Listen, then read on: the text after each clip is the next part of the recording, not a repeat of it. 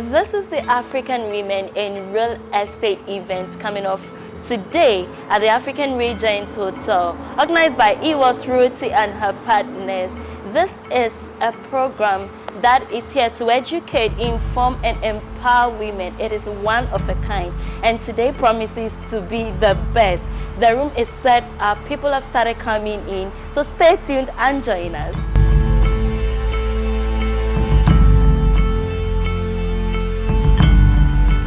Okay, my name is Cassandra. For me, my expectations this morning or for this summit is to understand more about the real estate industry. I'm a Ghanaian, and I don't think as young women we understand more about the industry. So for me, it's to understand what goes into it, how to acquire land, how to go about acquiring property when it comes to the real estate industry without any issues. So for me, that's my expectation. Sure, I hope you meet your expectations. I hope so too. Enjoy the summit. Thank you very much. I think we need to come together and have conversations more. We Yes. need to network more. We need to share ideas more. For me, it's really to share out of my own experience about what the digital space can do for business.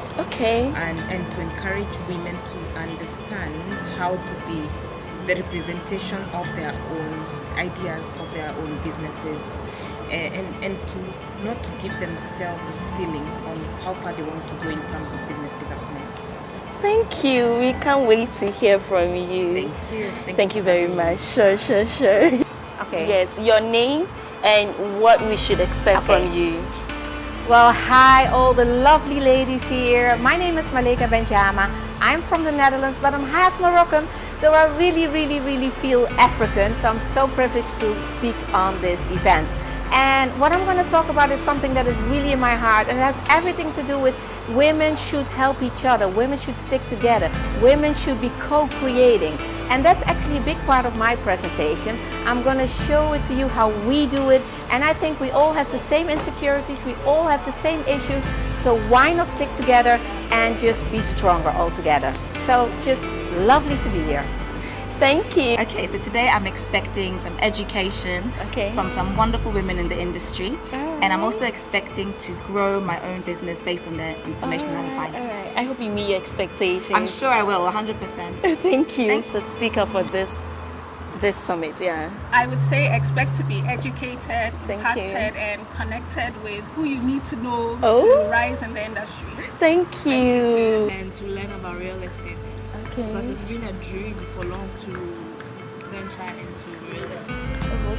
So when I saw this on Instagram, I was like, okay, then I must take the opportunity to attend this seminar to see how, I can find opportunities around real estate to venture into. Wow. I hope you meet your expectations. I hope so. Please have a nice time. Thank you very much. Well, I think that first of all, it's a great thing to have women come together, to inspire one another. And so, I really expect that I'm going to have a whole lot of wisdom, inspiration from these women. It is really inspiring when you see your fellow women shatter the glass ceiling and become an iconic personality that you will be able to listen to, look up to, and learn from. So I look up to learning from their experiences. All right. I hope you meet your expectations. Sure, I will. Thank you. Okay, I've been following Hannah for a while now. And I know she's good in sales, how she sells houses and her house. So I'm passionate about becoming like her, that when I come to this seminar, I'll be selling like she does. I also one of the gurus in the system. Alright. Thank you. I hope you meet your expectations. Yeah, I'll meet it. Vibes. But you knew that.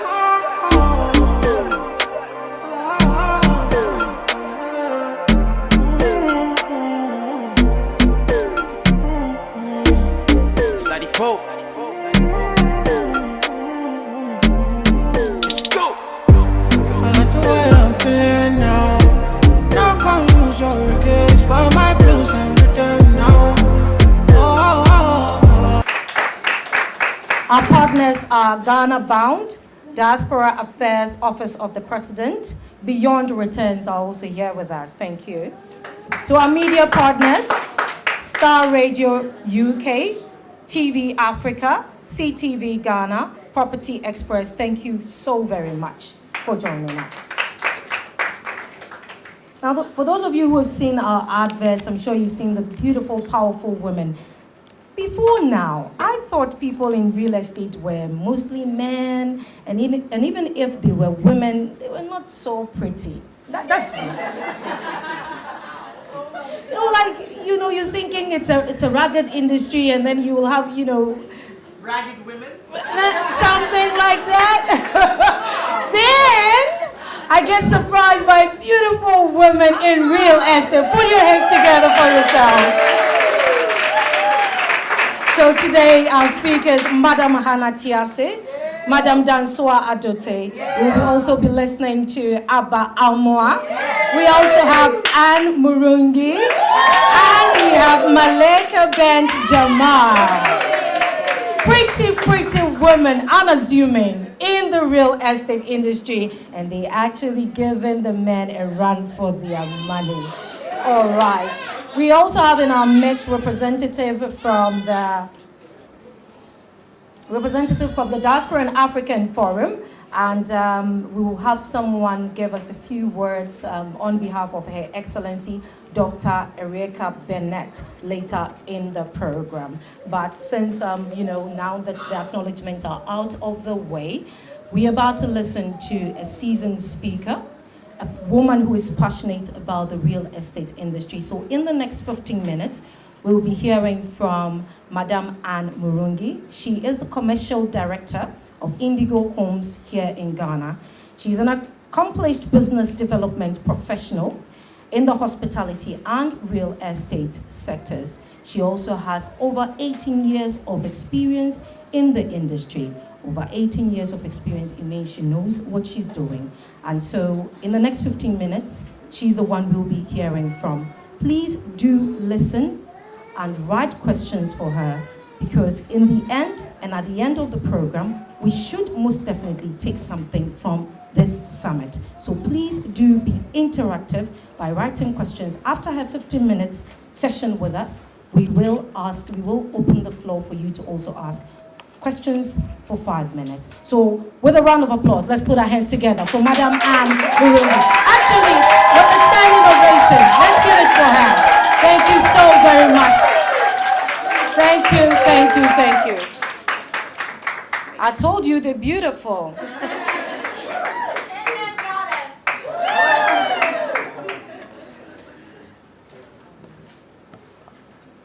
Good morning. When I got the program and I was told I'm the first, I was like, really, how do I set pace for such a great network, a collection of great women, very experienced. Okay. So I'd like to introduce one great woman to you. Her name is Cheryl Mills. And just like you, she's a career woman. She's an executive. She was the white. Let me help you with something. Yeah. Sorry. So that you can also see. Better. Yes. So she worked in the White House with President Bill Clinton. She was also the chief of staff for Hillary Clinton. And she was the senior vice president of New York University. We all know New York University. We want our children to go there. We aspired to go there. And she's actually the inner core of Hillary Clinton's team. Now, this phenomenal lady, ladies and gentlemen, if you could go to the next slide, and the next one. She's actually an investor in Ghana. She's the founder and CEO of Indigo Homes. She's one of us. She could fit in this room today. So ladies and gentlemen, when we talk real estate, we can do it. We can come from wherever backgrounds we've come from, and we can excel. She's a trendsetter. She has developed phenomenal homes If you know Ayim and Sapak on your way to Ebri, it was a first. It changed the lifestyle living in the industry. It's still commanding a lot of respect. It's still a benchmark in the industry. And this is a woman. This is a woman's dream, all right? So, and that's where I work. So I work for a woman. Yeah, I'm making a woman realize her dream, all right? So when we are here today as women, I know there's a lot that we go to women empowerment. We have our circle of friends. We have the girl child development. But ladies, when you look at the woman next to you today, you can harness a lot from her. In this room, we can grow business. In this room, we can sign new contracts. In this room, we can develop new talent, all right? In this room, you can get that employee you've been looking for. So when we walk out of this room today, let's make deliberate effort to make a change, to connect, and to do business together, all right? So here we are, and this is so many of us in this room. You know, we said we are career women, we've been in the industry, we've done 18 years, we've done 15 years. So many of us can say 40% of our businesses is through the referrals that we have, right? We thrive in referrals. And others can say, I've built my business for years. I know what I do. I started when this side of town was just a bush. You know, we can talk, we have those stories in this room, right? The other one can say, you know what, every year I go to 5 exhibitions and I exhibit. So I know where my business, I know my source markets, and every year I must be present in my source-based markets, true? And another one can say, I have a very huge diaspora business.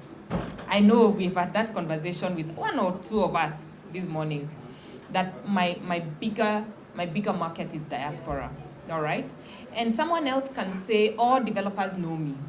I've been in the industry long enough, every developer knows me. So they call me whenever their developments are ready.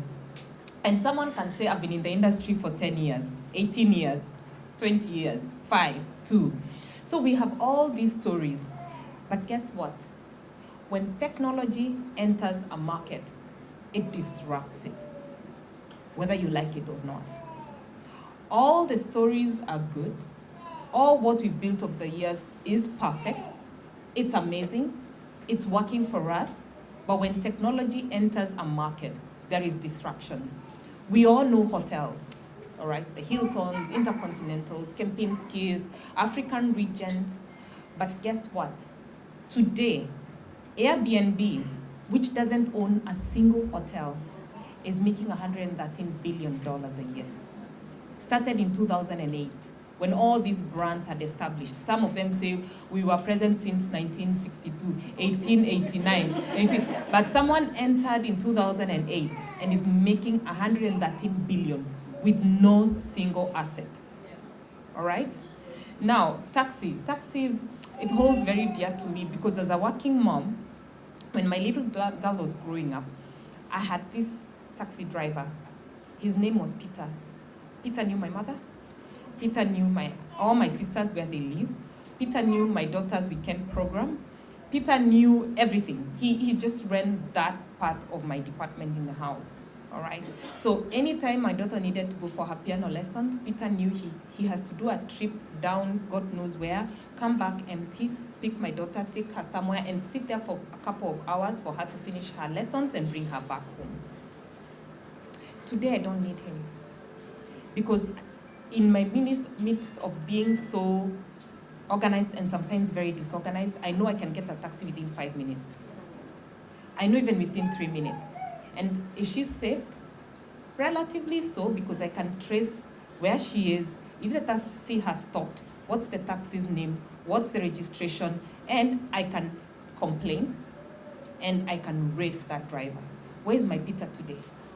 As trusted and loved as he was by my family, because he was part of me, my life. Where is he today? So, ladies and gentlemen, today, Uber in Africa alone is making 131 million trips a month.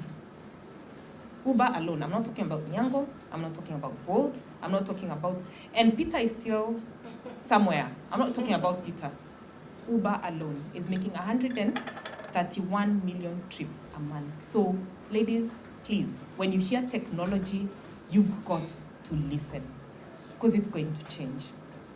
And tell you what, again, if you look at hotels, how many of us use Booking.com, Expedia, TripAdvisor? And there's a travel agent somewhere, right? We know our travel agents, and we loved them. But today you can book your trip online. And same is happening to our industry. We've got to listen, all right? So if you go to the next page, 94% of corporate and big corporate companies are using social media. They're on digital platforms. And out of those, 85% says it's given them business exposure. 74%, and that's a big number, say just by spending 6 hours a week, they've seen increase of traffic into their website. And others have seen leads. Quite a number of them, about 65% are using it as market intelligence. You know what your competition is doing, you know the new entrants in the market, you know how the market is reacting to your competitor's product, you know how the market is reacting to your product, and you can tell the product life cycle because of the new people and the new evolving ways of doing things within your sector. So we cannot afford to be out of the digital space. And I know, I'm over 40. So social media founders, you know, we are the ones who used to do advertising in the magazines. We are the ones who had to get our CEOs into the newspaper, all right?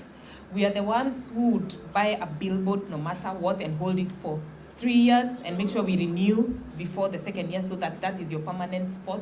So I come from, I call it the old age marketing. And so social media comes and I had to struggle to get into Facebook and really get comfortable. And as I thought I was doing really well, I could do a live on Facebook. My daughter was like, no, I'm not going to be on Facebook, I'll be on Instagram. I'm like, oh, okay, I'm coming there. So I moved to Instagram very quickly. And when I landed there, I thought I could trace and track what she's doing every day. She's like, oh no, mom, nowadays you're on Snapchat. And then TikTok. And then my marketing manager the other day comes and tells me I need a budget because I have some TikTokers coming to do something in the development. I'm like, wait, what? You know, so I am unlearning and learning every day. And that's what we all got to do. We have to unlearn, the ones who are in my age, and learn again. And the ones who are coming up, you are in the right space. You just got to add some old school into what you're doing and you will thrive. You've got to just add a little. We know, you know, we are not dinosaurs, right? There's something we know. So learn a bit of what we know, add it to those new ways of doing things that we are running to catch up on, and you're in the right space, all right? So what does technology mean today? Technology means increased efficiency, all right? Technology means better customer service, and technology means data-driven decisions. Sometimes I wonder how people used to do it when it was just a telegraph. You know, where you had to count the number of letters. I don't know, I think, how many of us know about the telegraph? I might be talking to my people. I think we are about 10 in this room that know it. So you had to count the number of letters, you'll be charged by the number of letters, and you send that, and it's printed on the other side and delivered to your client. I wonder how they used to do business, because they still had tourism going, they still had real estate doing, but you had to wait for that telegraph. And I wonder how they used to close business, because for me today, before I close business, I've done a couple of emails back and forth and WhatsApp messages back and forth and a few calls. But I think they had their own way of doing things and they were quite efficient. But anyway, here we are today in a very fast-paced world, in a very impatient world, and in a world that doesn't want to be bombarded with a lot of stuff. They just want a touch-and-go solution on lifelong decisions. Because when we talk real estate, we are talking of big ticket items. We are talking of lifelong investments. We are talking of big money, right? But still, they want a touch and go kind of solution. So you have to look at your efficiency as a real estate professional. How efficient are you in your space? If your client calls today, are you accessible? If I had more time, I would have taken you through a practical example. I would have told you, all of you go to your website, if you have one. Give the person next to you your website, let them try and contact you. Let's see how fast you can be reached. Some of us are still the top executives where contact us form. There is no telephone, no address, no nothing, because you do not want to be disturbed, because you want to look big corporate. All right? Some of us have a WhatsApp button where you just press, send a message, and within minutes, someone responds. That's where business is going today. All right? So go back and audit yourself. Go back and audit your way of being reached as an entrepreneur. How reachable are you? And I say, as you set up these ways of being seen and being heard, be ready to respond. Because also there's a lot of clutter that will come along. Have the right tools to be able to quickly sift through and quickly respond to the prospective leads.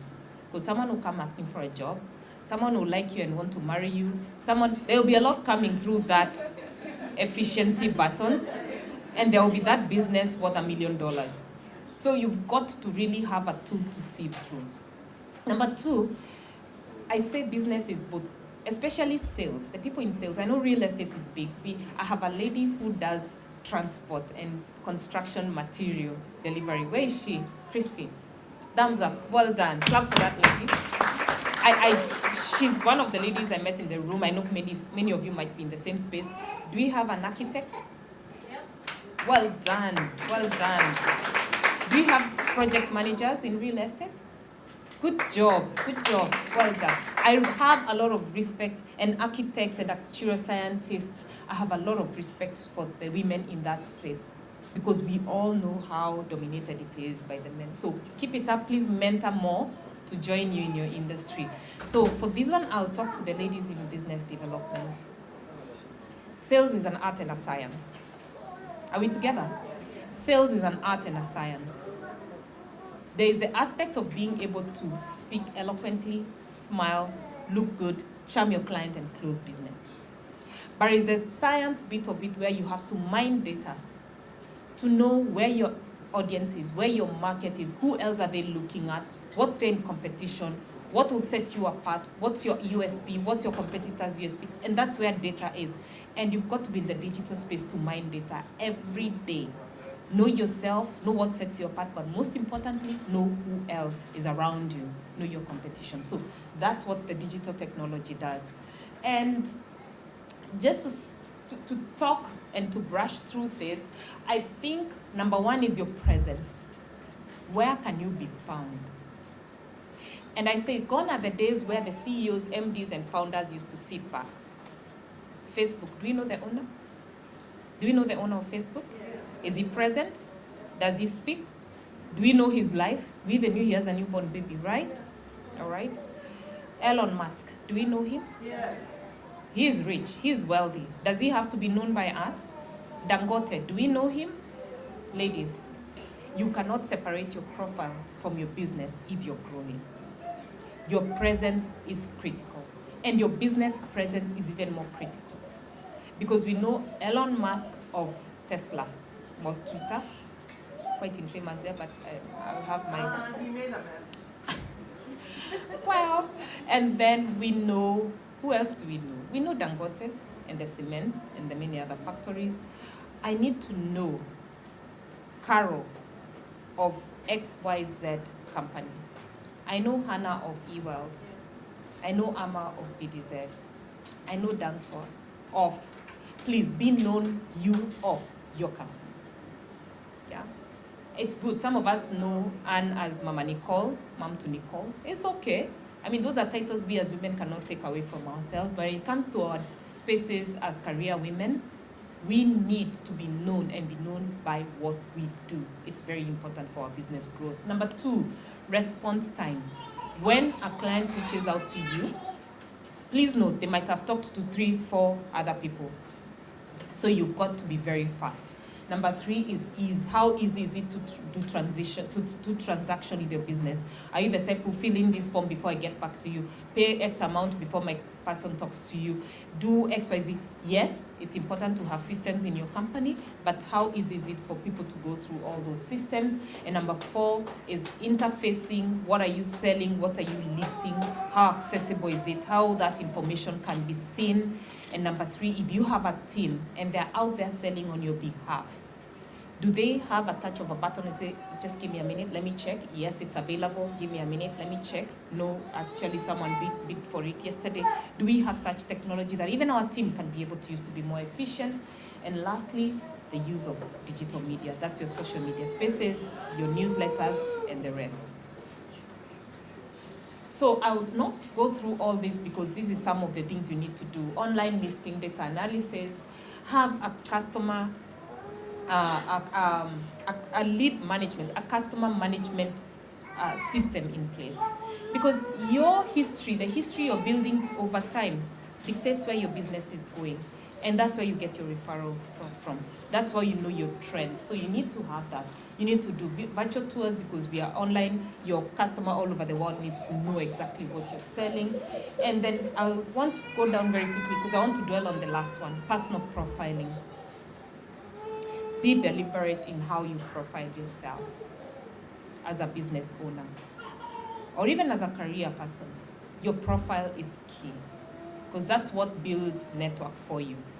That's what opens doors for you. That's what, your profile is key, all right? And I would want you to look around the room and look at some of the women you admire and go back and see how they've profiled themselves over the years. Personal profiling got to be there, all right? So lastly, one of the things that we've got to understand is digital media does not just happen. You need to have a plan. Same way you plan for the year in terms of your budget, how much you want to make. I hope you do. I hope you do. I hope you do. I hope at the beginning of the year you say, my business, this is my trajectory over the year. And use that to pace yourself. And when you reach halfway, my name is Anne Murungi. I'm a mother. I have so many balls in the air. I'm a mother. I'm an employee. I'm thinking about my career. I have a whole community. I have two communities. I have a community in Kenya and I have a community in Ghana. So I have a lot of social things to balance. I'm a relative. Still have demands from my relatives. I didn't come for my wedding. Your aunties, grandmothers who passed away, you didn't come. I have a lot of that. I'm a relative. And I am me. I still have the girl in me that needs to be taken care of. I still need to do away with my wrinkles. I still need to look good and shed off a few wherever. I'm a woman. And I believe we are all in that space. We all have these and many other balls in the air. All right? But don't forget, you still remember the first lady I introduced you to, Cheryl? She has them as well. So it's no excuse for us not to excel. Thank you very much.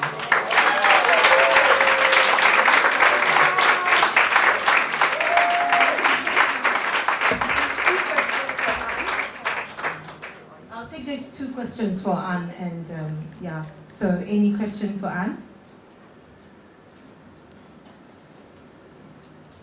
All right. Oh. In the ups.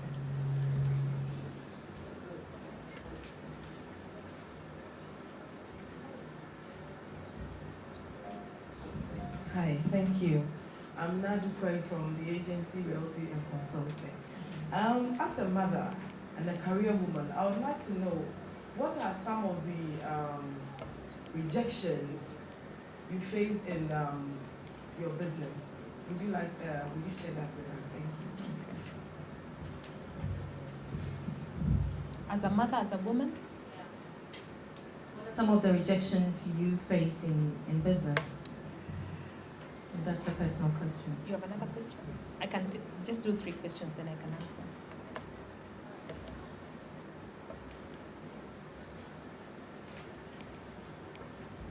Thank you. My name is Regina, Lady R Real Estate Services Limited. Thank you so much. That was just wonderful. My question to you is, you said you're still an employee. I want to know what has informed you to remain an employee. Because of course, in this space, we're all trying to branch out and own our own spaces. Sometimes I wonder because you have mentees or people working under you who are not able to stay the journey because everyone thinks, listen, I can do this on my own, especially in real estate. They learn for like 2 months or 3 months, they're like, oh, I can be an agent. This commission that I'm taking to my company, I can get it on my own. So what has informed you and what advice do you have to us and other young ladies coming up to stay the course? Yeah, thank you. Okay, I'll take those two questions. I'll take the first one. Oh my God, that's a whole conversation. We can have a whole day. Can I call them rejections? I can call them challenges. Because as you grow in your career, and especially when you're employed, I'll start from when you're employed and when you're running your own business. As a woman, first of all, one of the things we do, and we must stop, is when you see a vacancy, or when you see a tender, the first thing you do is you take a pen and a paper, you cut it out, then you start ticking. Point 1, I can do it. Point 2, point 3, I don't know. Oh, this one is not for me. You want to tick all the 10, 15 points before you can make that step to apply. And nowadays I say, what do you have to lose? I can do 1, 2, 5, and 10, I'll apply. The rest of it, I'll learn along the way. You can be sure what I do today, half of it, 3/4 of it, I didn't learn in school. I learned along the way. So that's number 1. We are our own rejection, number 1, because we are so unsure of what we are and what we can do. But one of the things I have felt is in some industries where it's very male-dominated, you as a woman has to work twice, thrice as hard for someone to recognize you and to have the confidence that you can do it. And like the ladies in the space of manufacture,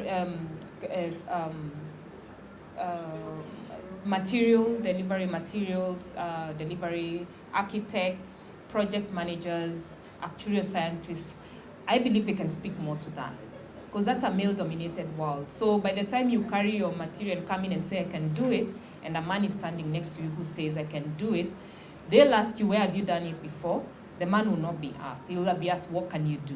The lady will be asked, where have you done it before? So I think there's that. And number 3 is where you have to sit in a boardroom as a woman. Do not, I tell women, please, our femininity, we only use it when we know it's gonna work. Tears do not go to the boardroom.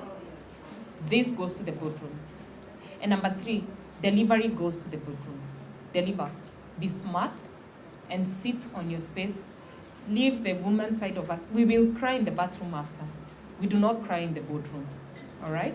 So it's more of what should we do, but of course, we will not be paced at the same level with the men, especially in this industry, which is really male-dominated. The other thing I would want to say is, as a woman, all right, as a woman in business, you cannot be the man. They don't carry babies for 9 months. They don't breastfeed for 1 year. Let's be real. Let's be real, they don't. But in your space, you must command an environment that allows you to be the mother to your son and still thrive. And I think in my space, that's what I've done. I have young ladies who will be married and will have children. We have to create environments where we appreciate that they'll go to the clinic, but they are good employees. All right? We must do that. And whatever space you are in, be deliberate about that. So it's a topic we can have the whole day. Why an employee? I wish I had one whole day to speak. I tried, all right? The first thing I tried was to be a farmer. While employed. And so I decided, pork is big in Kenya. This company called Farmers Choice, they do a lot of nice sausages for Kenyans. They're taking in farmers for training. And me in business development, I know how to stay ahead of the game. Here's a gap for me. And so I went for training. They actually built the shed for me. I took the best of the best crop and I started a pig farm. And halfway through, I'm traveling. The animal feeds have been dropped in the farm. My Shamba boy has sold it. My pigs are emaciated. And within no time, I have 100 and plus flock. No feeds and I'm broke. So I have tried. And I'll say many other things that I've tried. I would say business is not for everyone. And for these big businesses to be built, some of us have got to be there. And it's through learning from these big businesses that I'll go back and set up a successful career. You understand? I'll set up a successful business for myself. All right? So why am I an employee? Because number one, I know when I'm working for a lady, number one, I'm making a lady's business thrive. All right? A Black American lady who has broken so many glass ceilings to be where she is. Number two, I am learning from it. I've done hospitality, I'm now learning real estate. I have a team I'm mentoring. I have a young team that I want them to grow and be the best they can be. All right? And eventually, when I start my own business, I know I'll thrive because I've had a lot of lessons from the people I've worked for. All right? Thank you.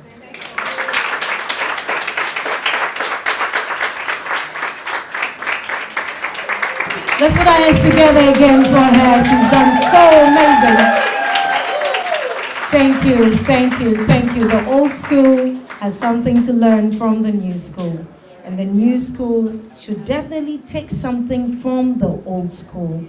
With what Lady R said, what I picked up from Madam Anne is that if the young ones also understand that you should be mentored first before you can also set out to mentor. So learning from the old school is important, and we also learn a bit from the new school when it comes to technology. Another round of applause for her.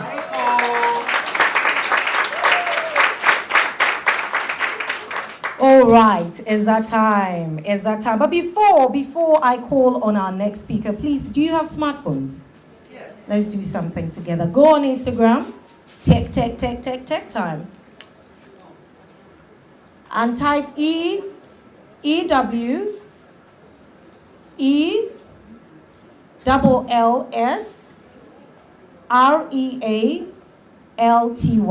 So it's eWells Realty on Instagram. And you know what you do? Follow. You got it. You know it. All right, so our next speaker happens to be our host, the woman who has put this together with her co-host to make this African Women in Real Estate Summit a reality this morning. This lady is an international speaker. She's the CEO of eWells Realty and Consultancy. She's a co-founder of Ghana Association of Real Estate Brokers. She's an award-winning CEO. She has been featured on BBC. She has years of experience in the real estate industry, both locally and internationally. She's passionate about hosting people. She's passionate about mentoring women. She's a powerful woman of God as well. I call her Prophetess Hannah Tiase. With a round of applause, let's put our hands together for the one and only Prophetess Hannah Tiase.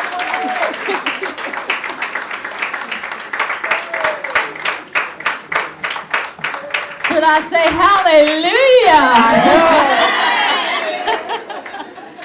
Thank you so much, Cassandra, and thank you, everybody.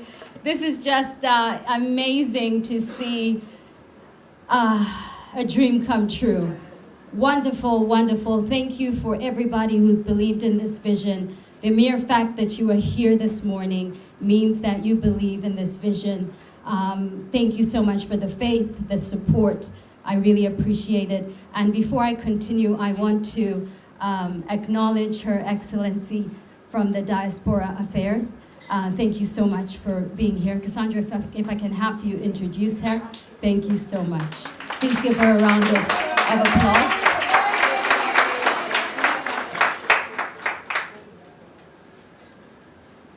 All right, she's Her Excellency Dr. Erika Bennett. She is the founder and head of Mission Diaspora and African Forum. Let's put our hands together again. Doc, thank you very much for joining us. Let's hear you speak a few words, and we will proceed. It's an honor to have you. Thank you very much. Thank you. Good morning. Good morning. Good morning. Good morning. Okay, let's say it a little. I want to hear noise. Good morning. Good morning. Again, I would have dressed up for you, but I wasn't coming to this. I usually dress up now. You see, and at 73, I want people to see the best of me. First of all, I want to thank thank the organizers for just letting us come in. I actually saw it on Instagram, and so I got my staff involved, and they just so graciously let us come in. So we want to just say thank you. Give them a big round of applause. Very quickly, the Diaspora Africa Forum, we're the first and only diplomatic mission of its kind in the world.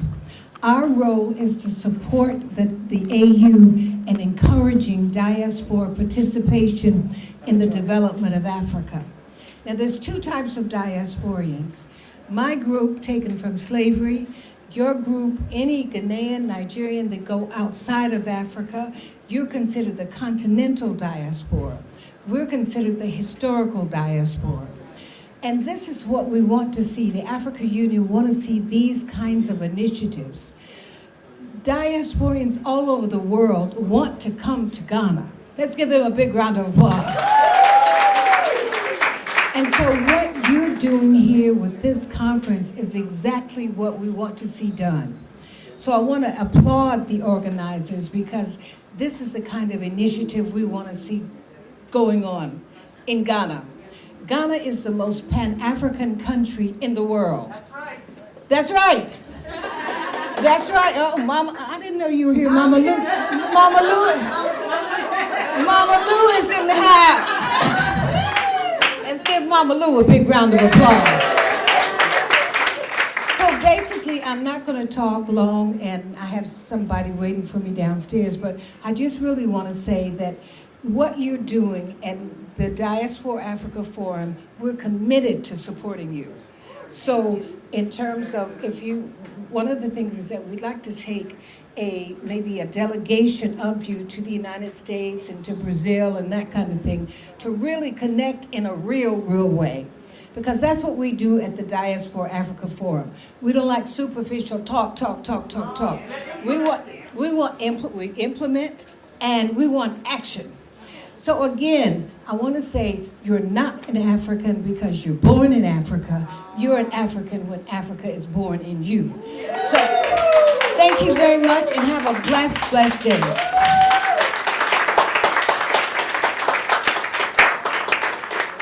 going to have to leave, but I want to say thank you so much. And Mama Lou, we love you. I'm coming to follow you. Thank you so much, Your Excellency. We appreciate you being here. And yes, we are action people, so we are packing our bags and we are ready for Brazil, okay? Yes. Thank you. All right, let's go ahead and get started. Thank you once again. So I'm going to be talking about real estate as an investment. Real estate as an investment. I love questions, okay? So I'm going to give the full 5 minutes at the end for questions. So jot your questions down, and I'm going to answer every question. So whoever's keeping time, I will answer every question. All right. So I want to talk about buying a house beyond a home. Buying a house beyond a home. Buying a home for profit. So half of the world's population is women, right? So you're looking at about 3.9 billion women in this world. And what I find disheartening, but we are here today because we're going to change the statistics.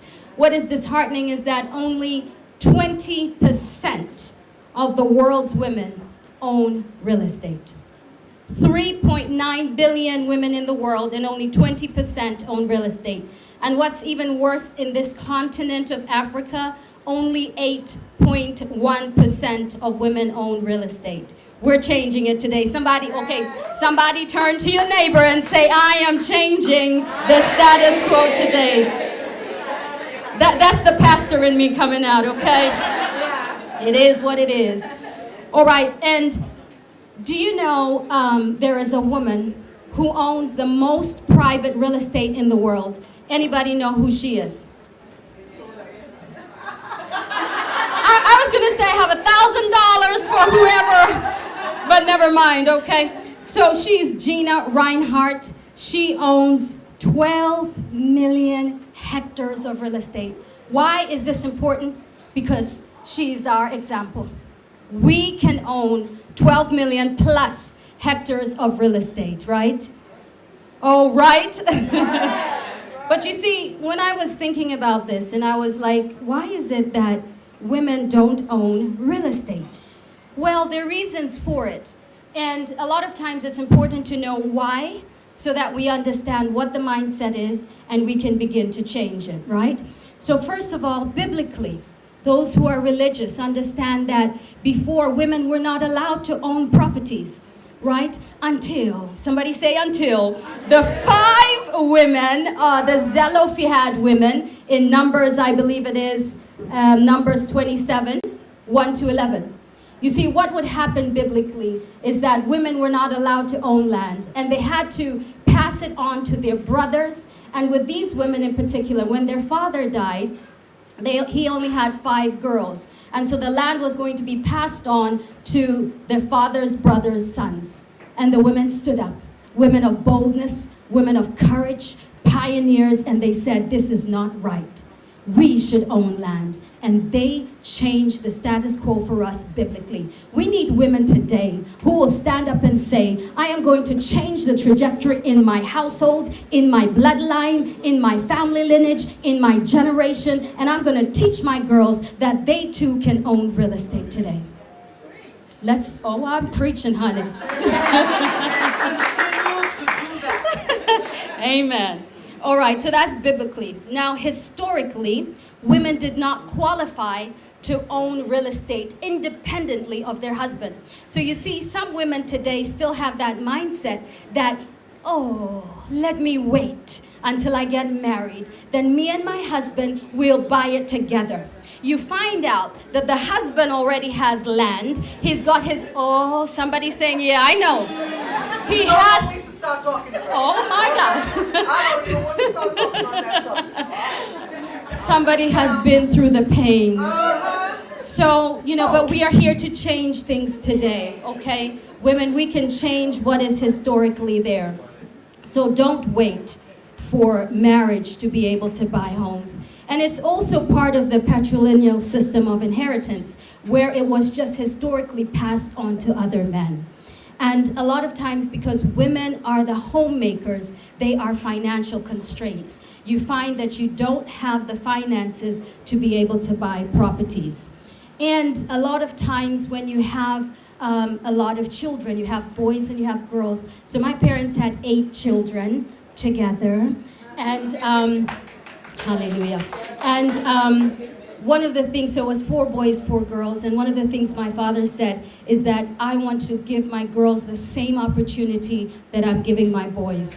They're not going to have to wait to marry rich men, quote unquote, but I will educate them, and he took us all to private schools. So you see, part of the reason why some women historically did not buy land is because there was a higher illiteracy rate than boys as well. So we've talked about biblically what the mindset is, historically what the mindset is, and now let's look at it legally. It wasn't until the 1990s that there was the female property rights and ownership law. Just 1990. So this is why women still in this continent are under 8, let me add the 0.1% of ownership in properties. But today I want to say this, let's advocate home ownership for women, so our ancestors' efforts are not in vain, and trailblazers like Madame Teresa, who will be joining us, her efforts will not be in vain. She's a woman who owns over 1,800 homes right here in this nation. She has broke the barrier. She has set the pace. She has created the path for all of us, okay? Now, let me talk to single women for a minute, because I'm single right now, for now. So single women, this time next year.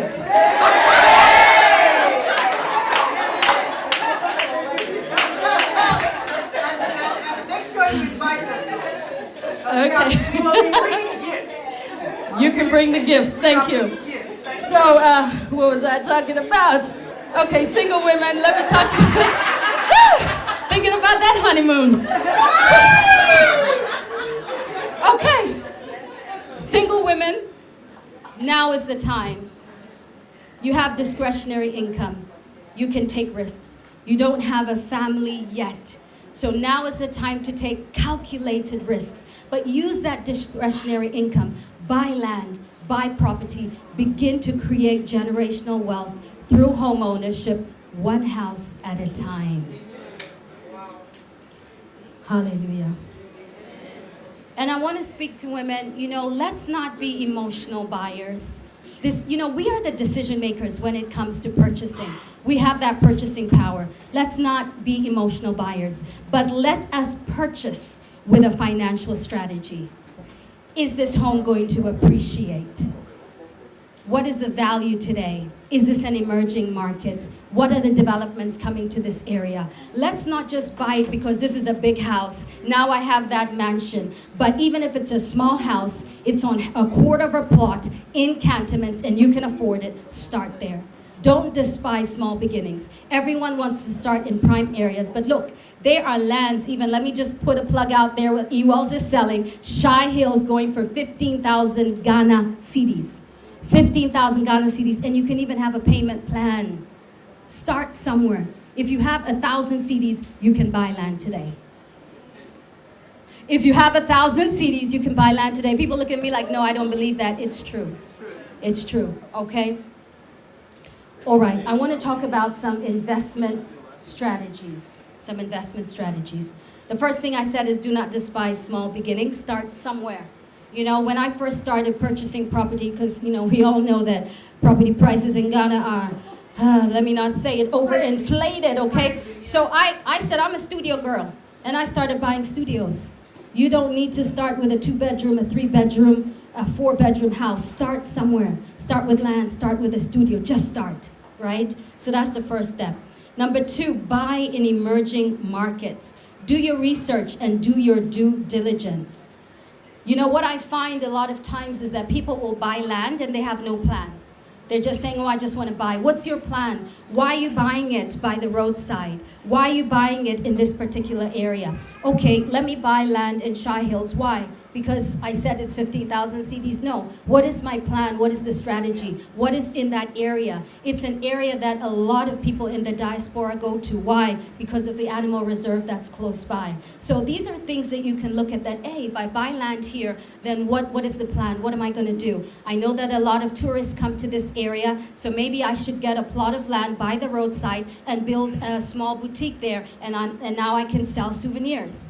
That is a plan, right? So have a plan. Number 3, what do you have? I think Anne mentioned it before. What do we have? We all have something.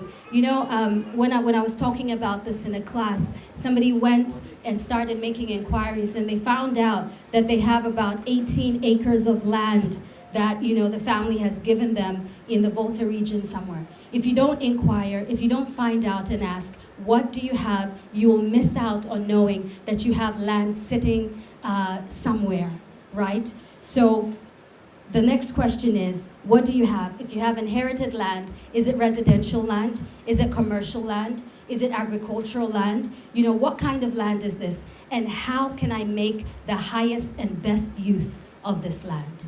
You can see me afterwards for real estate investment advice. All right, number 4. Some people have land, and they're like, well, what do I do with this, Hannah? I'm not in real estate. I don't even know how to lay blocks on the ground. What do I do? You can partner with someone. It's called a joint venture, and they can help you make the highest and best use of that land. Number 5, my ultimate favorite. This is how I started in real estate. Investment groups. There's some five friends in Chicago, and they decided they were going to save $50 a week for 2 years.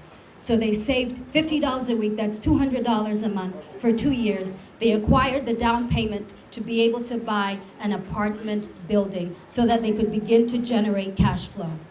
Now, if you're looking in your circle of friends and you're saying, I don't know who I can come with and get some money as a down payment, then you need to start changing your circle of friends. You have a new circle of friends right here with the same mindset who want to be empowered through real estate home ownership, right? So you can come together. Women, we can be united. Come together. Put our monies together.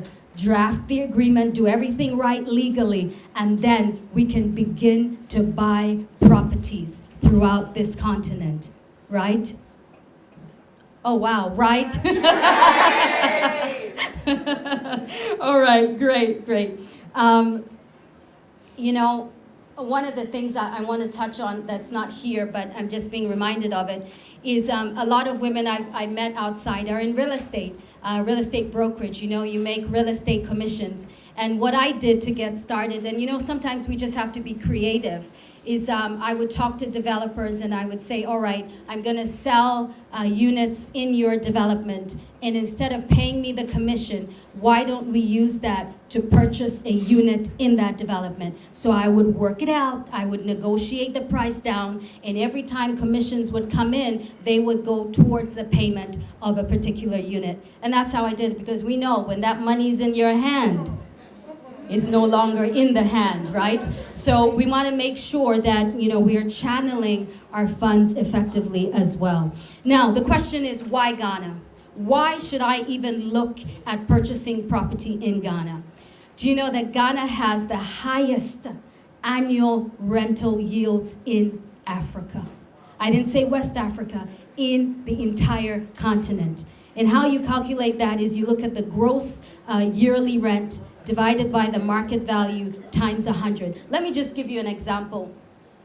If we're looking at a studio in Cantonments, right now the monthly rent is about $1,500, okay? So you do 1,500 times 12, divided by the market value. What's the price of studios right now? Let's just say about $100,000 to $120,000.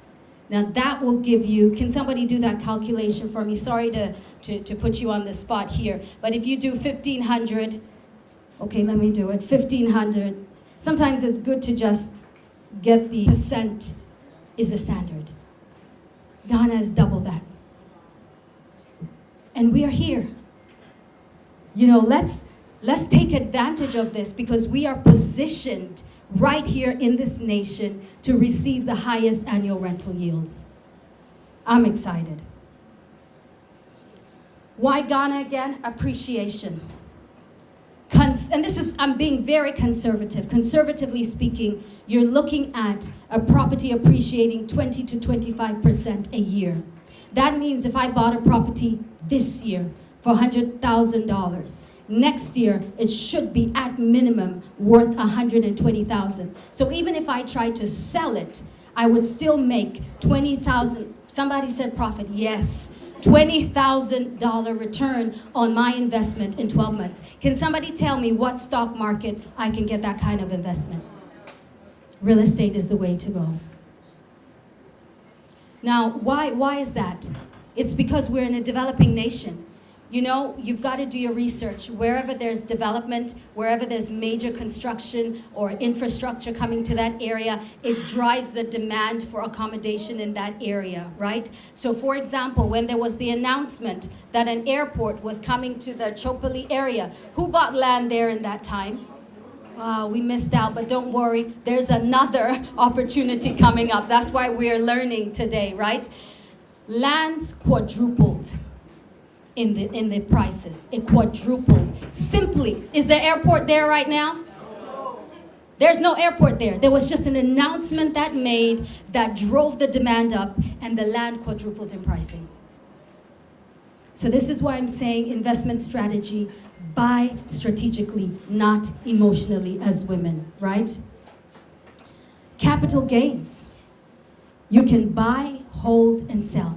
How many of you know that even 5 years ago, East Legon Hills, everybody was saying, oh, the roads are bad, oh, it's a bush, oh, it's too far, is this, is that. Today, a plot of land there is 90, you had it for 100,000, I could have negotiated that for you. It's $90,000 today. At one point, East Legon Hills was going for 10,000 Ghana cedis per plot, 100 by 70. All right. Land and property ownership empowers women and provides income and security. You know, statistically, there is a high rate of domestic violence because women don't have anywhere to go. I'm not saying this should be a reason to buy, like just in case I get slapped. No. But I am empowered to leave when I need to leave. So investing in real estate can increase overall income levels in a portfolio. It lowers your volatility and it improves overall returns. So let's talk about an alternative asset that acts as a huge hedge against inflation. What I say is, you remember when they were having haircuts on government bonds? There are no haircuts on real estate investments. It is rather a hedge against inflation. Because a lot, it's, you know, the currency is in dollars. Now, let me talk briefly about 5 advantages to land as an investment. We're starting somewhere. Great returns on investment because of appreciation value, but make sure you're buying in emerging markets. These are up and coming areas that have a great future for appreciation. Diversification. You want to make sure you diversify your portfolio. You can have commercial land, industrial land, agricultural land, and even with agricultural land, you can buy it and you can lease it to a farmer for 20 years, 30 years. You don't have to go and start farming. You can just buy it and lease it. Passive income. That's the leasing I talked about. And the thing with land, you have the ability to leverage funds, right? If you have a plot of land somewhere and you want to inject funds into your business so that now you can take your business on the technology route, as Madam Anne explained, you want to inject funds, you have land, you can use that as leverage to get the funds, to inject it into your business, to push your business into the next dimension. And then finally, as I mentioned, it is protection against inflation. So women, what I want to say to you today is build a legacy, build generational wealth through home ownership, one house at a time.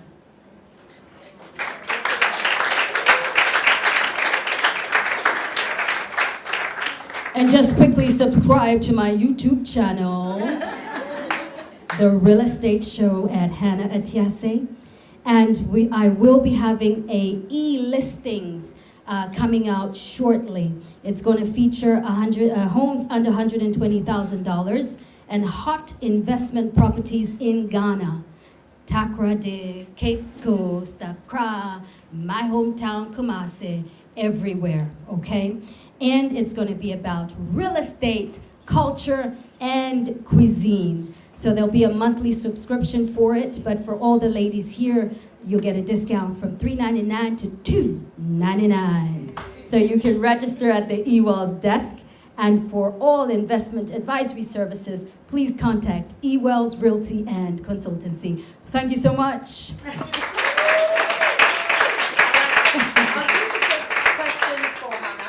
But I realize that all our speakers are also on the panel.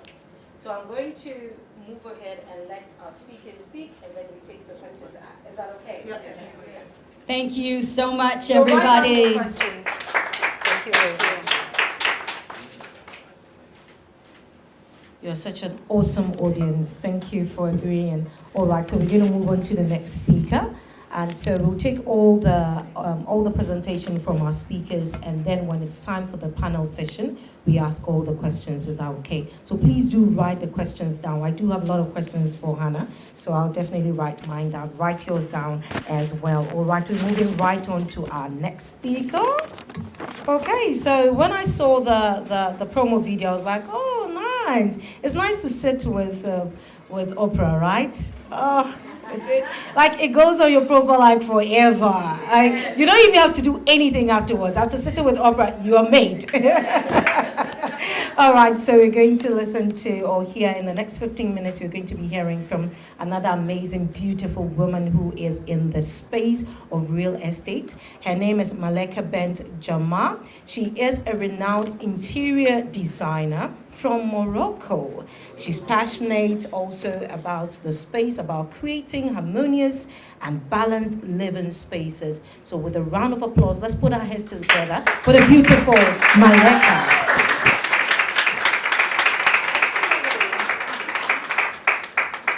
Well, good afternoon. Is it a good afternoon, all the beautiful ladies in the room? Still morning? Good morning then. Oh, I am so grateful. I am so happy to be here. Thank you, Hannah, for the invitation.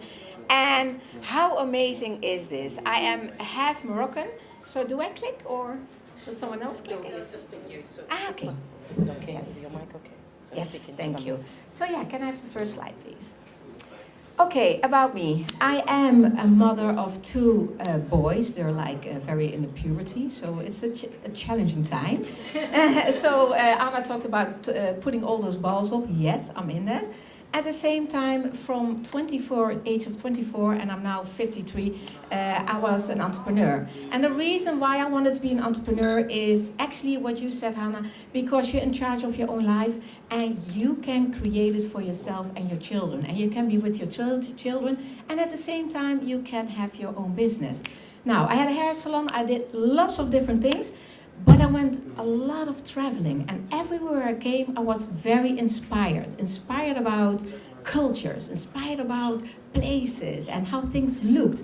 So that's where the interior design came in. And I thought, let's make from a passion my work. And that's what I did. So I started my own business. And what I do is like interior styling for homes, but I also do commercial spaces. I do the passion projects, and that's more like the how you call it, what does Marvin have, like a resorts? Yes, thank you that you all helped me. The resorts, that are the international dream projects, so I will tell you more about that.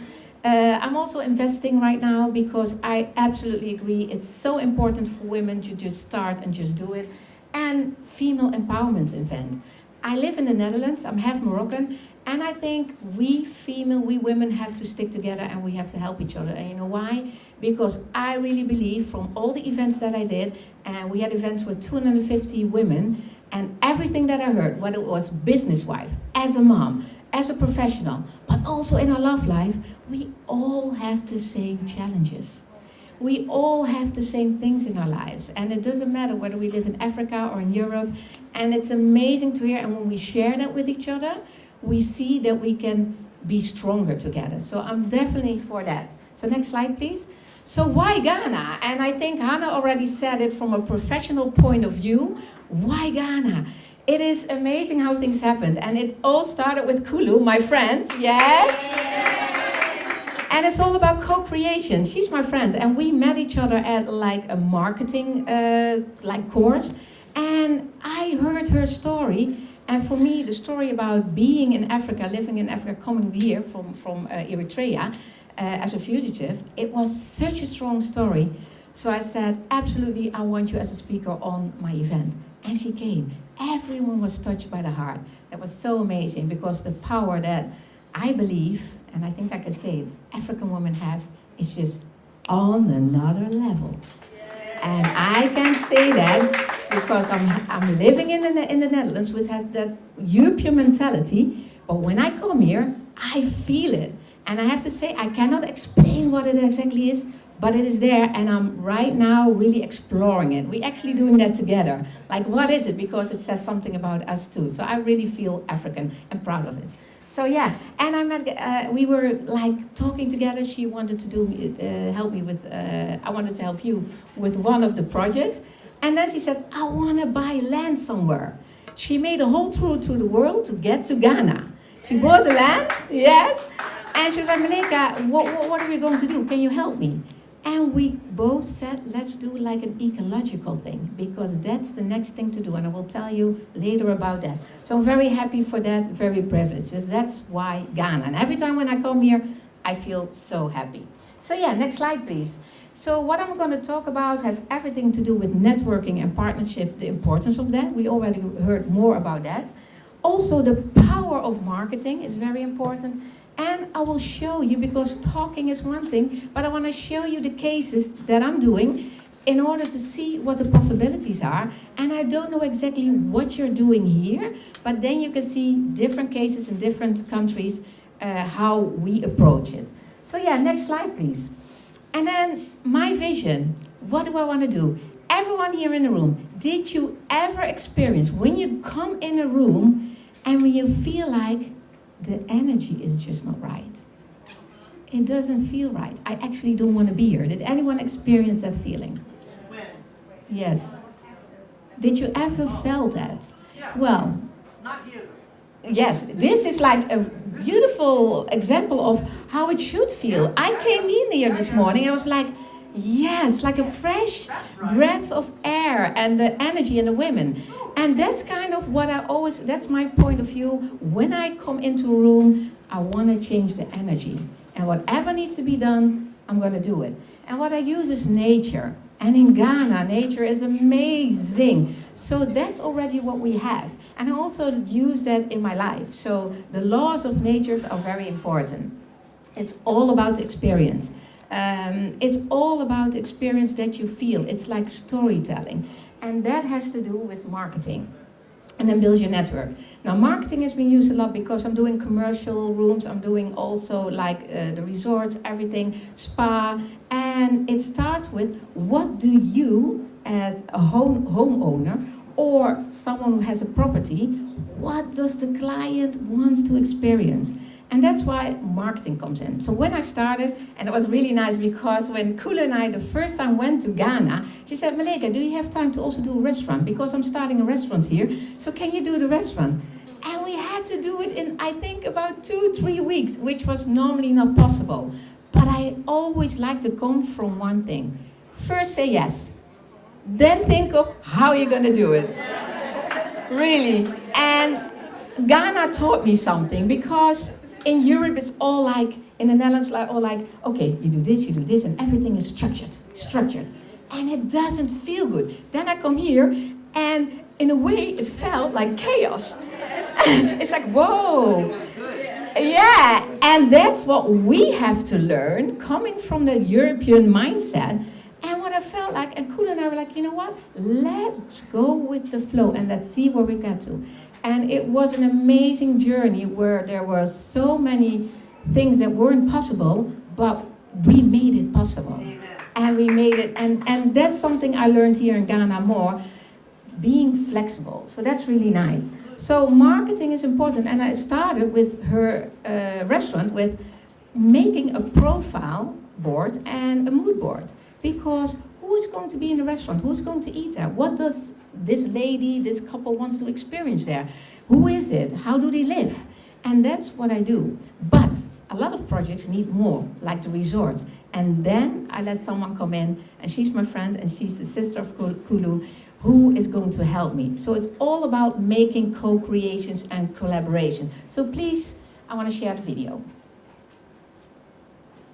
And this is Semma, sister of Kulu.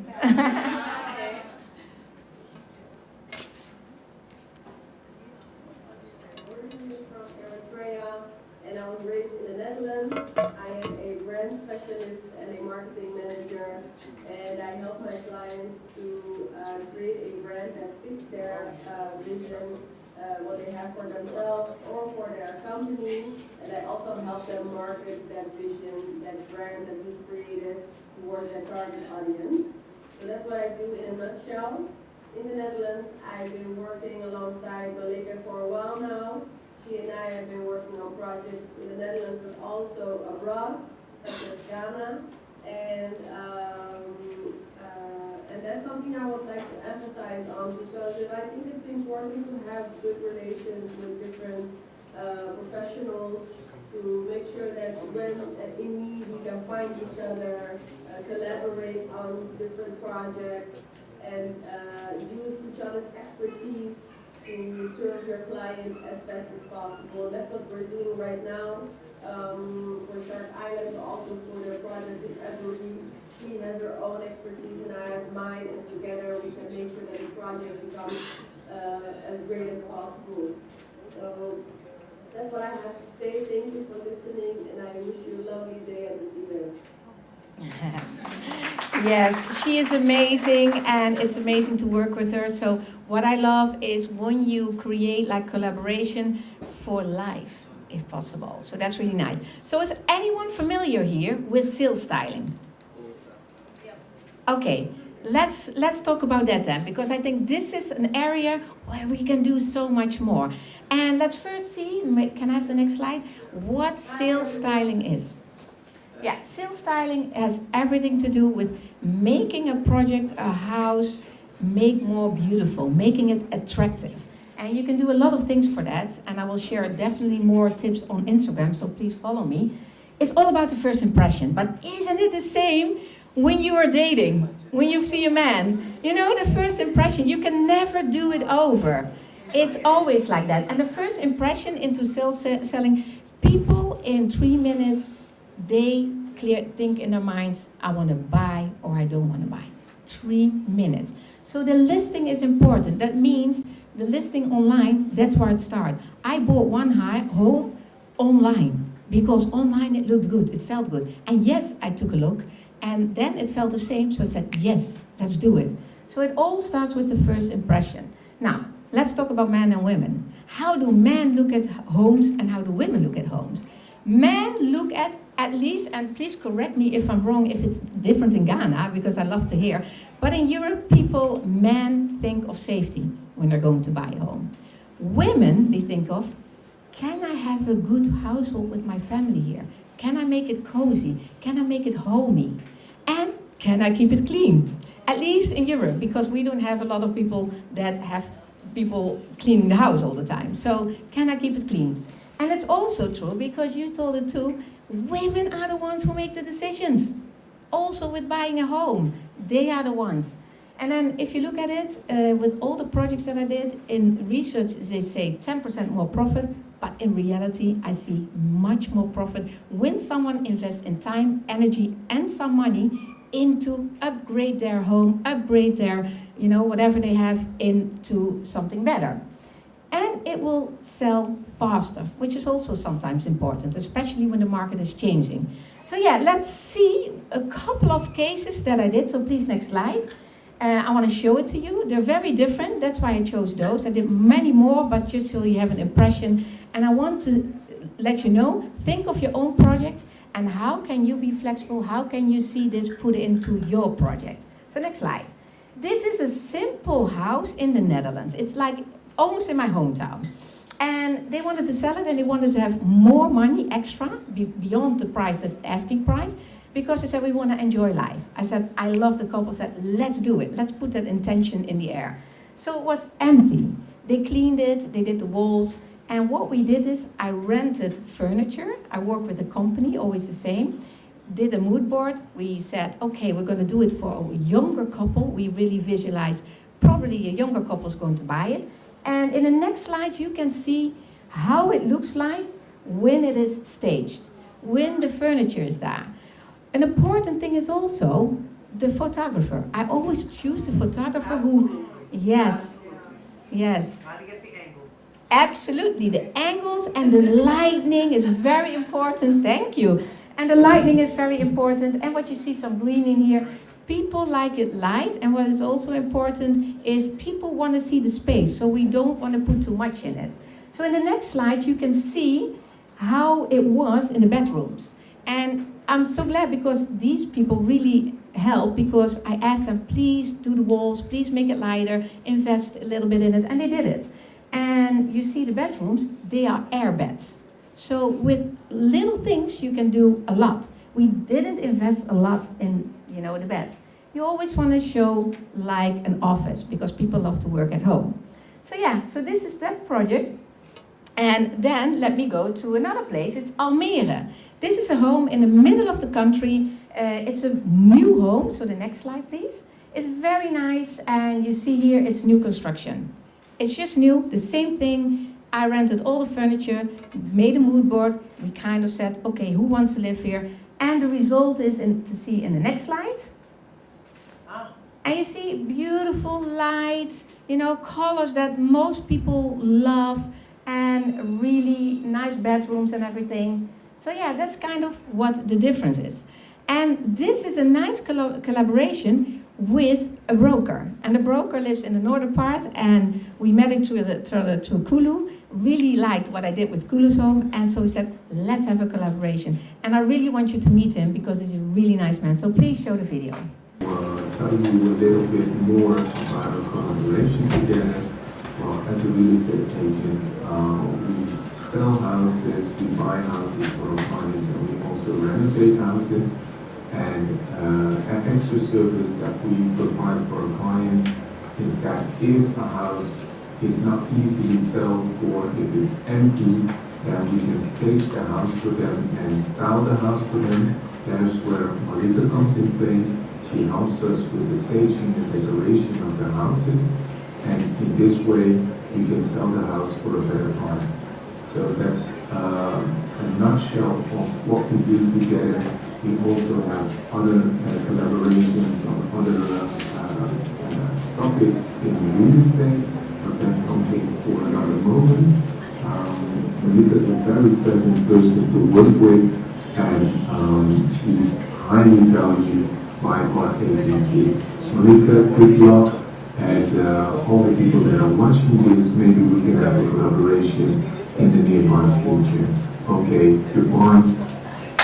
So the next one that I want to see, and we have to click a little bit further because I'm so enthusiastic, but I cannot show you everything. I want to go further, so maybe if you click further to Shark Island. Anyone heard from Shark Island? Here I am. Ah, there she is.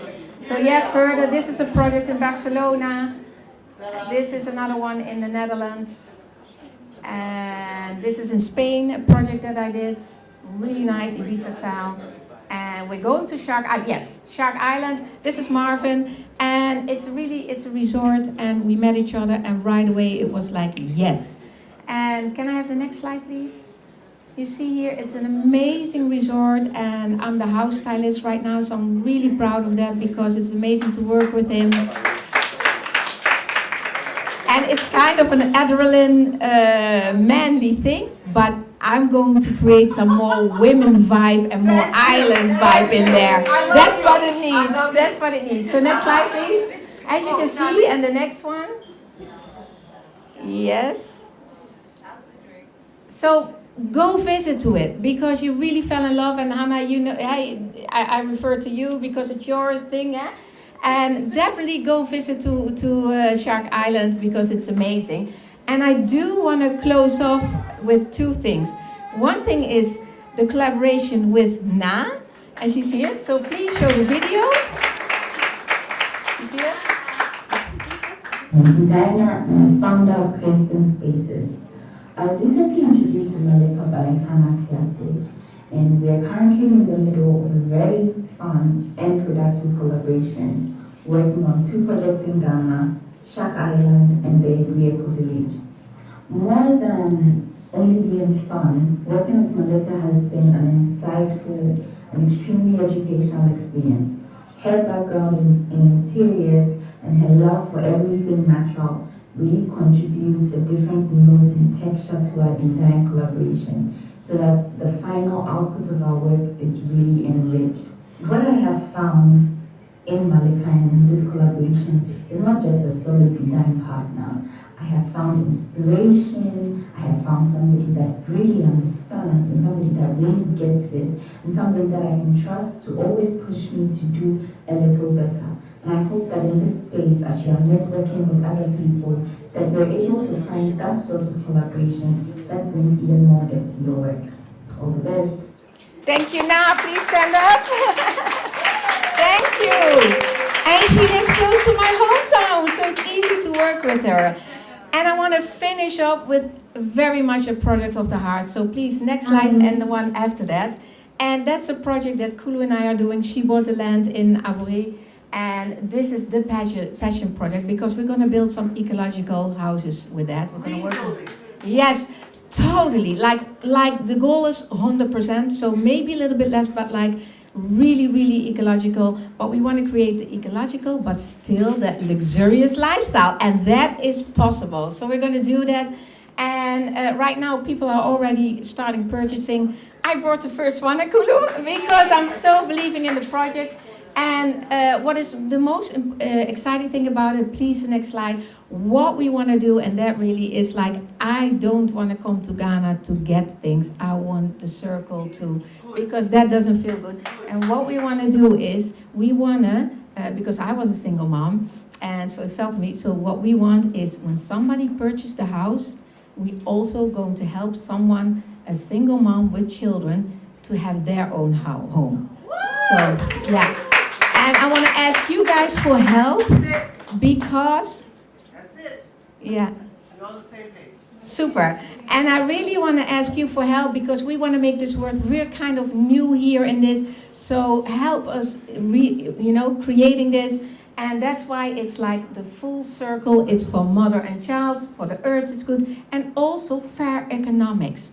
So this is the passion project, and I really would love you all, next slide please, that's the last one, to all be a part of this journey that we are in, all one with nature.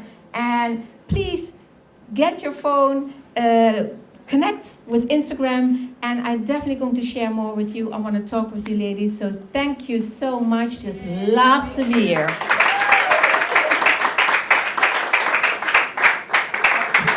Thank you very much, Maleka. Awesome. Another round of applause for her. We enjoyed all the speeches and the beautiful things that you were doing. God richly bless you. All right, in the next 15 minutes, we will be listening and hearing from another beautiful woman who is also an industry specialist. She's the head consultant and CEO of BDZ Properties Limited.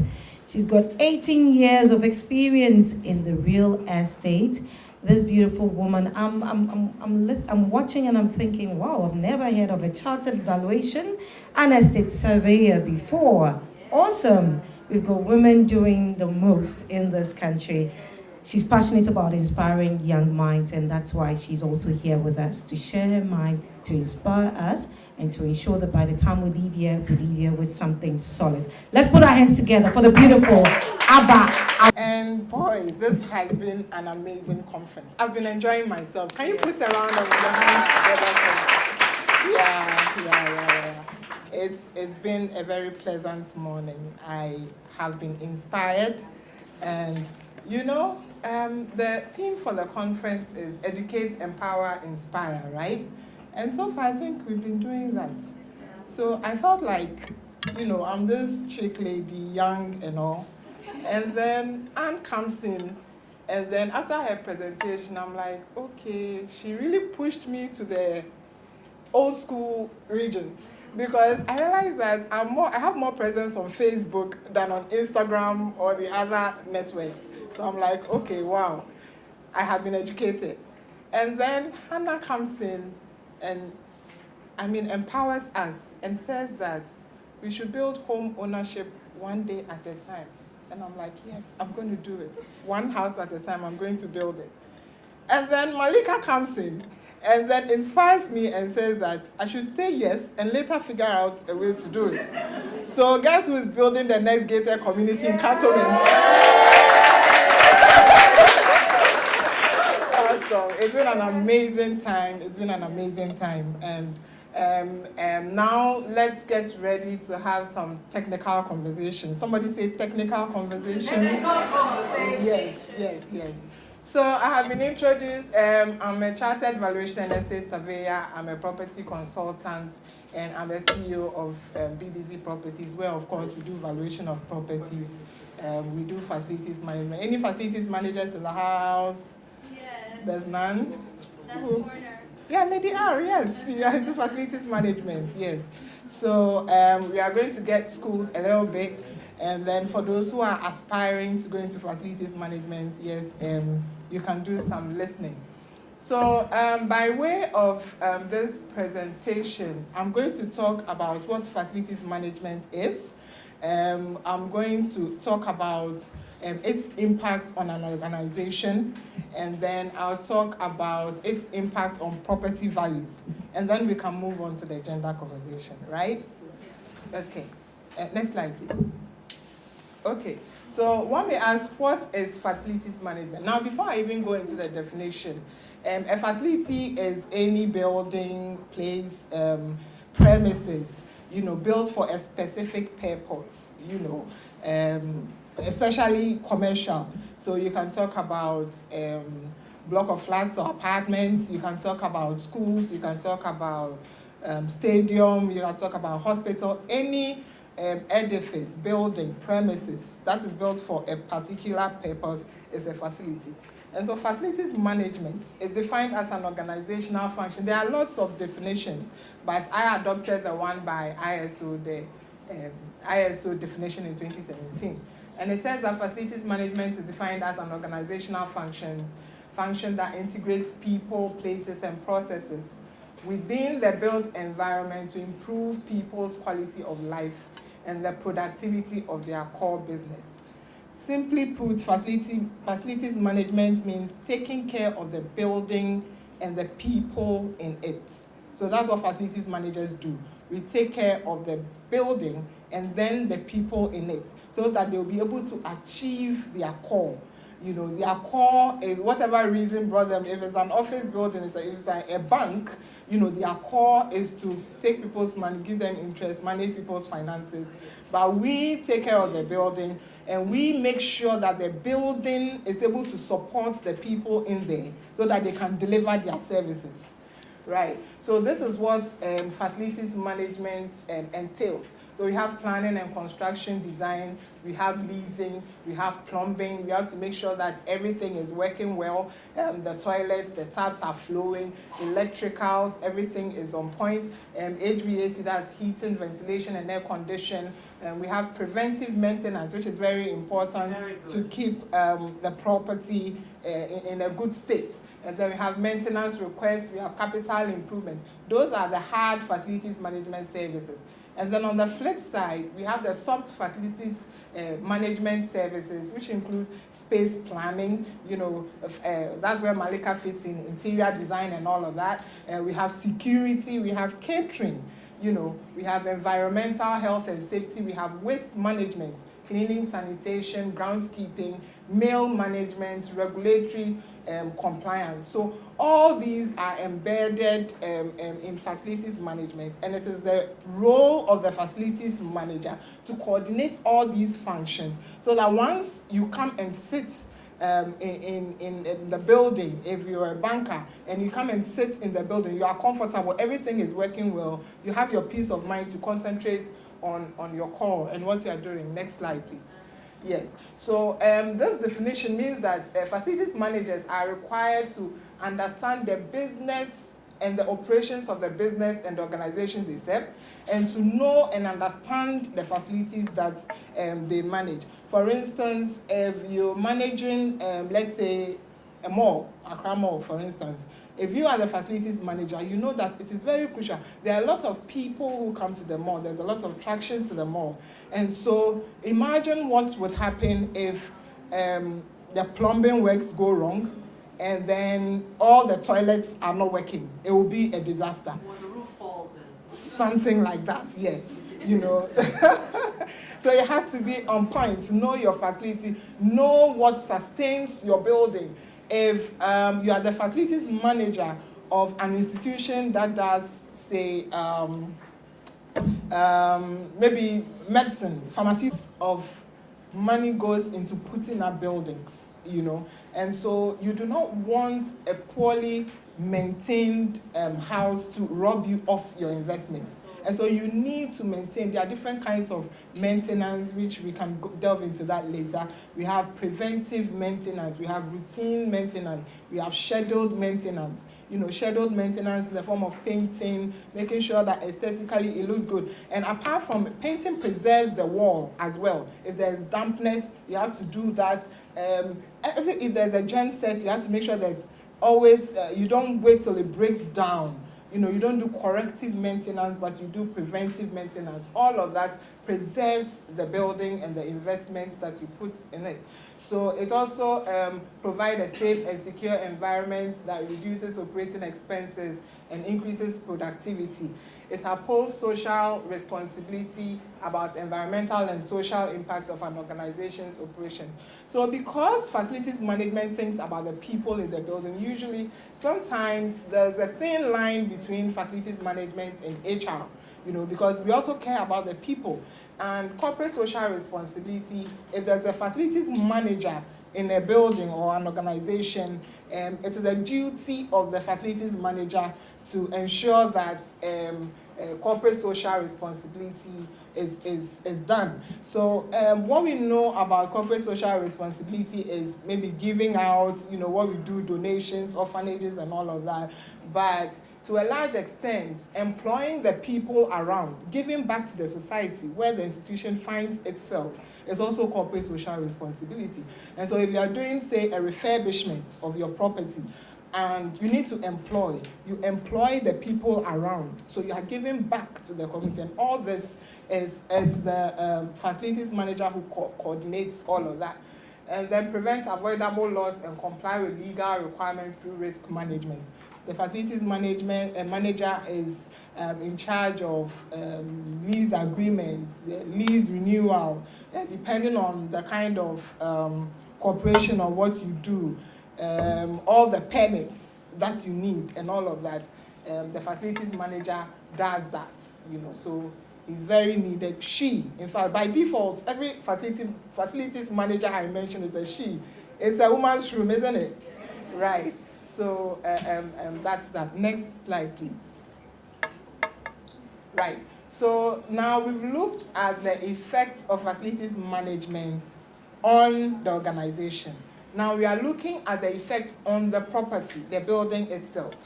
And I'm very happy to do this particular presentation because I want to use this as a case study. There was one time when we all know that when we maintain buildings right, their value become higher than a poorly maintained property, right? Yeah. Okay, we know that. But then we are not able to quantify by how much or by what percentage is a better maintained property over a less maintained property. We really do not know that.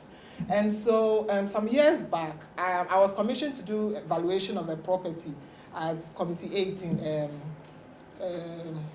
Regimanuel. I was commissioned to do evaluation of the property there. And I realized that the homeowner bought two properties, same properties. It's a gated community, so it's the same thing, semi-detached homes. And he gave one out for rent. Once he bought it, I think a year later or a few months later, he gave one out for rent. And then there were no clauses. There were no rent agreement, maintenance culture, nothing in the agreement. And then a few months after that, he gave the other one to a company. And the company rented it for one of their senior members. And the company had a facilities manager already. And so as part of his duties, he was supposed to maintain their senior staff's property. So there was a really mapped out plan on how the property maintenance practices, painting, everything was well documented because it was for a company.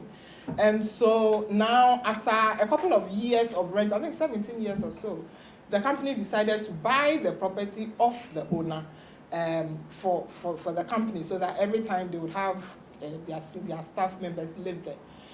And so I was commissioned to do the valuation of that property so that he knows how much he should sell it for. And that was when I realized that he had another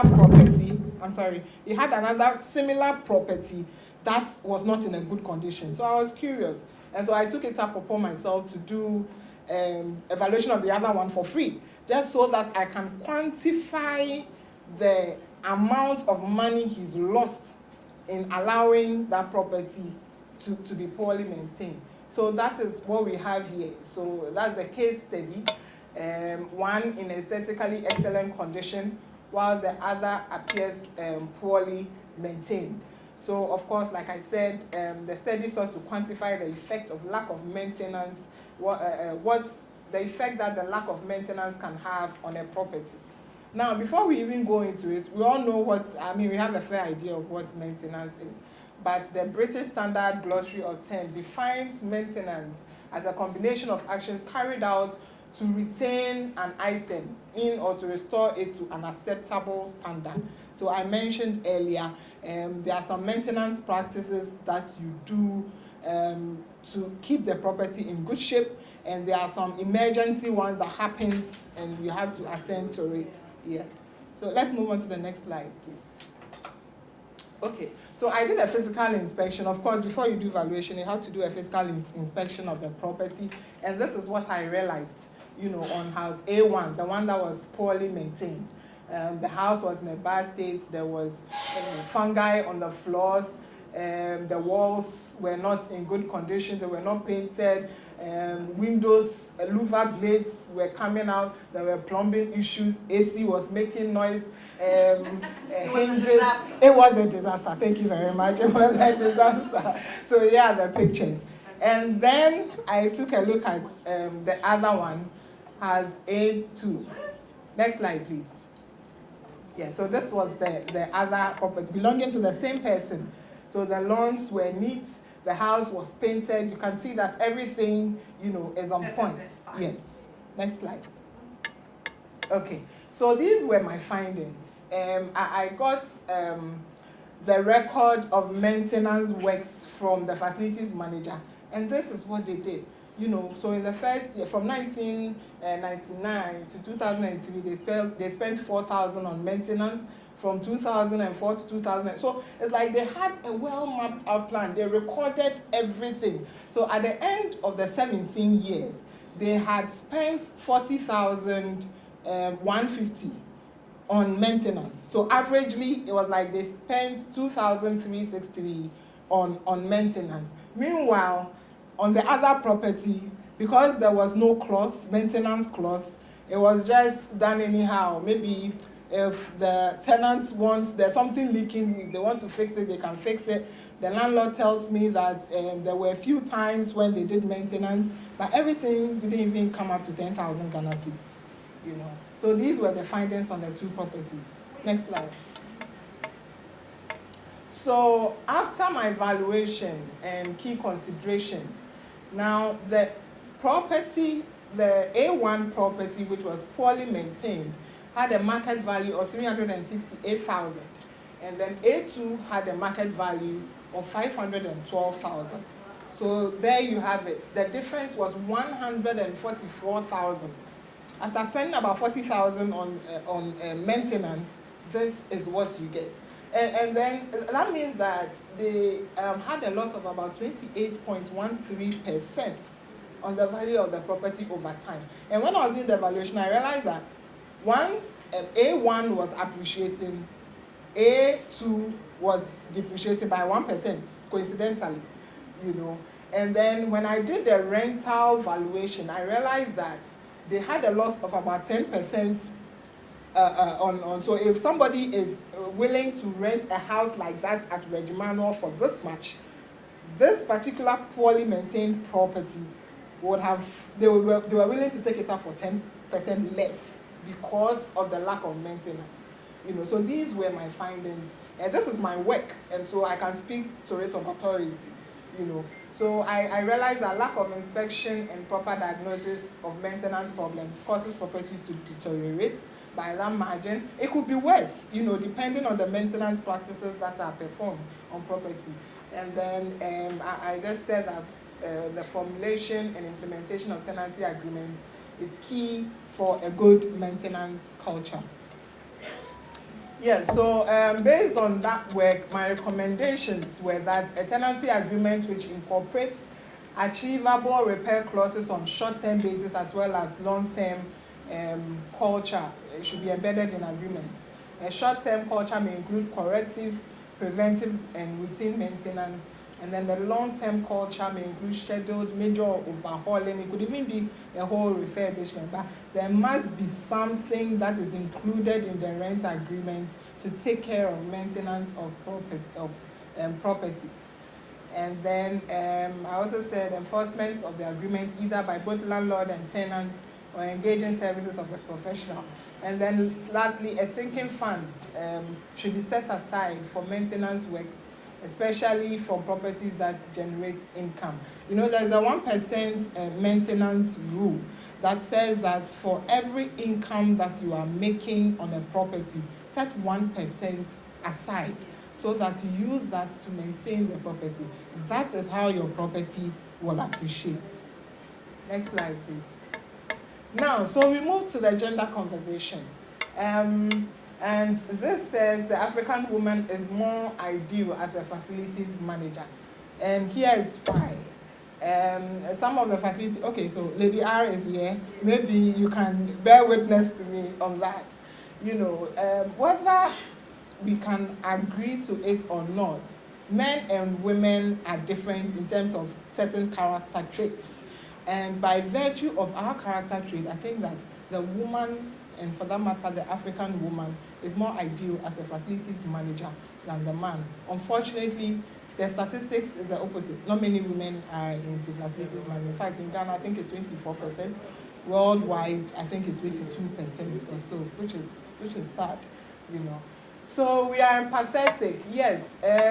We take care of the building and the people in it. And you know how women are, you know, that's our motherly nurturing abilities. You know, people are more inclined to talk to women about issues than men. And so that is one reason why I feel like facilities managers are better if they are women than men. And then we have the decision-making skills. We are born managers. You can all attest to the fact, for those of us who have families, that we multitask a lot. You know, sometimes even making a decision of when to do your next touch-up or when to go to the salon, what to cook, even within the week. You know, it's a major decision. You know, and I do brokerage as well. And most of the time, when families want to buy homes or rent homes, the men come first, and then they're like, okay, I'll bring the madam to come and have a look at it so that we can decide on it. We make the decisions anyway. So why don't you put us in the building so that we make the decisions concerning the buildings, you know? So yes, and then we are risk averse. Well, I would say that in life, this may be a weakness for women because let's say you want to go into the area of business. Business is risk in itself. And so you should be prepared to take risk. But then in the facilities management setting, this could be an advantage because women, statistics show that women don't like taking risk. And so you know what men can do? Maybe if it's time to service a gen set, you know, something, we can say that, oh, a man 1 week being come home, maybe it will go 1 more week. But a woman will be like, hey, no, I don't want you to break down. I am servicing it, you know. Even driving. How many men actually go to driving school? They just pick a car and before you know it, they're on their a woman wants to go to a driving school. I want to do it right, you know. So here, that works for us, you know, in that sense. And then we have emotional intelligence. They say women are emotional. Maybe yes, but at the end of the day, we are intelligent. We have emotional intelligence because our egos don't come in the way. You know, men have ego, and whatever you tell them, you know, they are not. I'm sorry, men, but hey.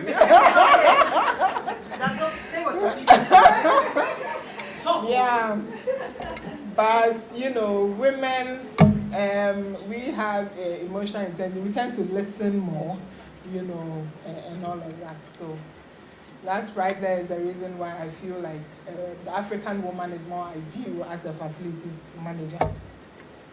Yes, so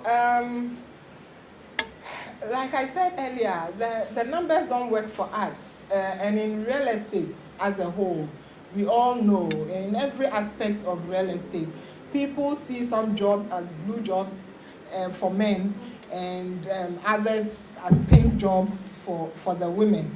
You know, construction, I keep saying, I said it on our radio interview, only 3% of women are into construction.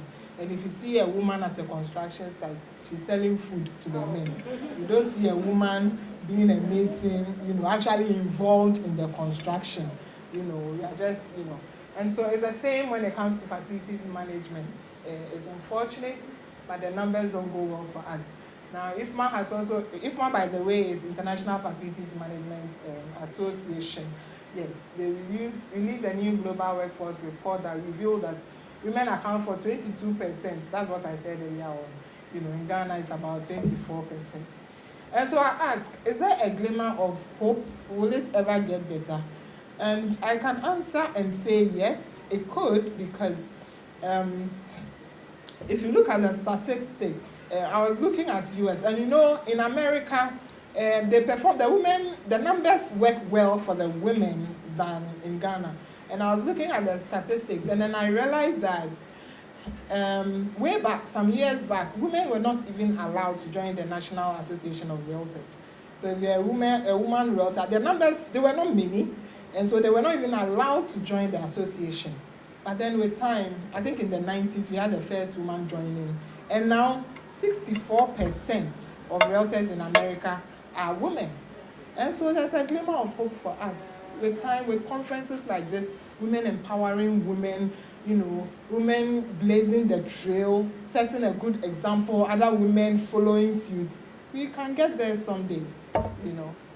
Next slide, please. Now, challenges faced by the woman facilities manager. I'm sure we'll discuss that into detail during our panel discussion, but let me just touch on a few of that. You know, so the lack of representation of women is a challenge in itself, is a challenge, because women want to see women win. So they want to aspire to be that woman who is winning in real estate, who is doing so well. You know, like Hannah is bagging awards. And so there's somebody here who's looking up to her and be like, oh, if Hannah was able to do it, I can too. You know, so that's it. So if more women are empowered, are made to understand that real estate is not for men, we can all do it. We sit in the same classrooms. In my land economy class, there were men and there were women. So when we come out as valuers, what that man can do, I can also do. And so we have to encourage each other. You know, we have to go to the schools. We have to let our voices be heard, however we can, you know. We should do that. And then pay gap. When I learned about this, I was very, very, very disappointed that in the corporate setting, a female facilities manager earns less than a male facilities manager with the same level of education, seniority, and everything. I'm like, how? Why? So I'm like, no, so this is not even a gender issue. It is a human rights issue. Yeah. It is a poverty alleviation issue, because you need money, I need money. Why are you giving me less than the man? Like up to 10%. I know, right? You know, so it's a challenge. It's very unfortunate. And then we have harassment and discrimination, you know. You know how it is sometimes. You are going to bid for a job and, you know, somebody says, hello dear, and stuff like that. I'm like, dude, look at what the proposal I brought, look at the merits, look at my track record. Stop calling me dear, you know, that kind of thing. You know.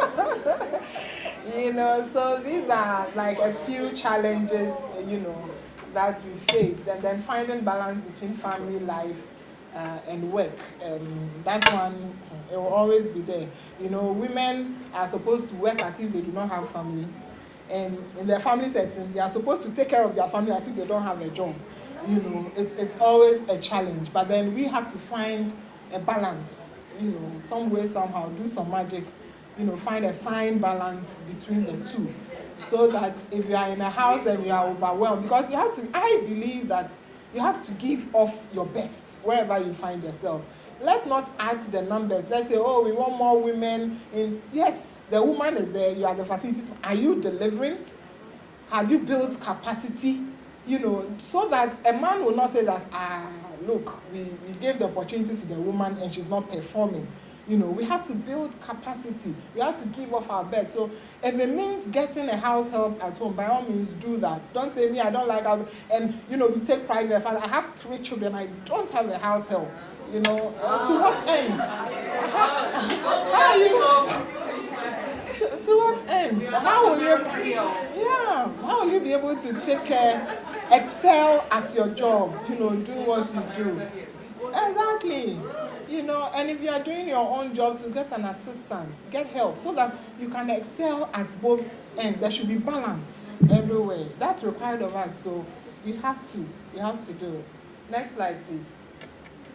Okay, so how to overcome that? I think I've mentioned some of them. Build your self-confidence, be bold and speak up. You know, ask to be given a seat at the table.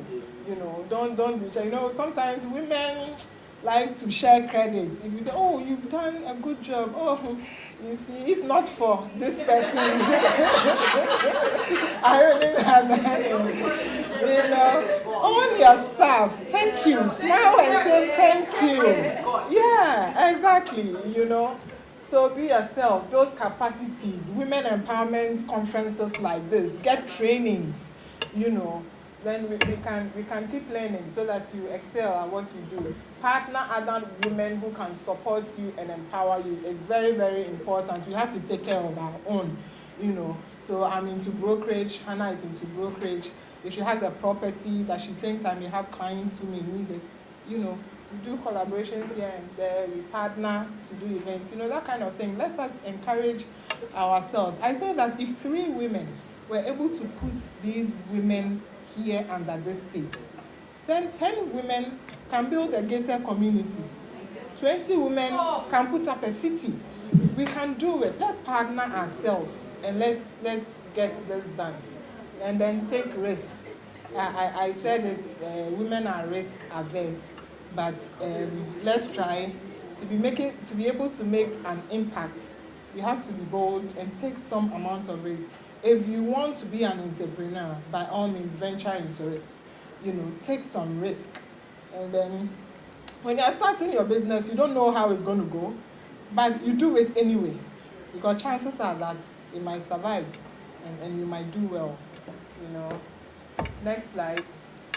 So this is how I conclude. I saw a video where Oprah Winfrey says, become so skilled, so vigilant, so flat out fantastic at what you do that your talent cannot be dismissed. For me, I believe in the content, what you are able to do. Much as we are touting women, do this, women empowerment, we want, if you're giving the opportunity, if you're giving the seat, can you deliver? How can we do that? Let's build capacity. Thank you. Thank you.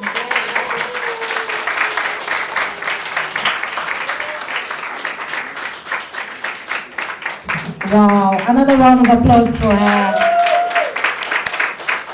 Well spoken, well spoken. If you were given the seat at the table, I want to be there, but if you were given the seat, do you have the capacity? Can you deliver? Will you be able to deliver? Will you be efficient? And that is why we are here. I love the summit. I'm learning a lot. You know, there is the energy of confidence that is being shared. And I don't know about you, but I'm feeling it. I'm thinking, wow, next time, you know, when I have to now do my work, I want to do it more excellently, add a bit of efficiency. And I'm not going to share the credit by saying, oh, the men helped. Nah, I'll say thank you. I love that. All right, please let's do something again just before we hear from our last speaker. The hashtag is, who can tell me the hashtag? AWire.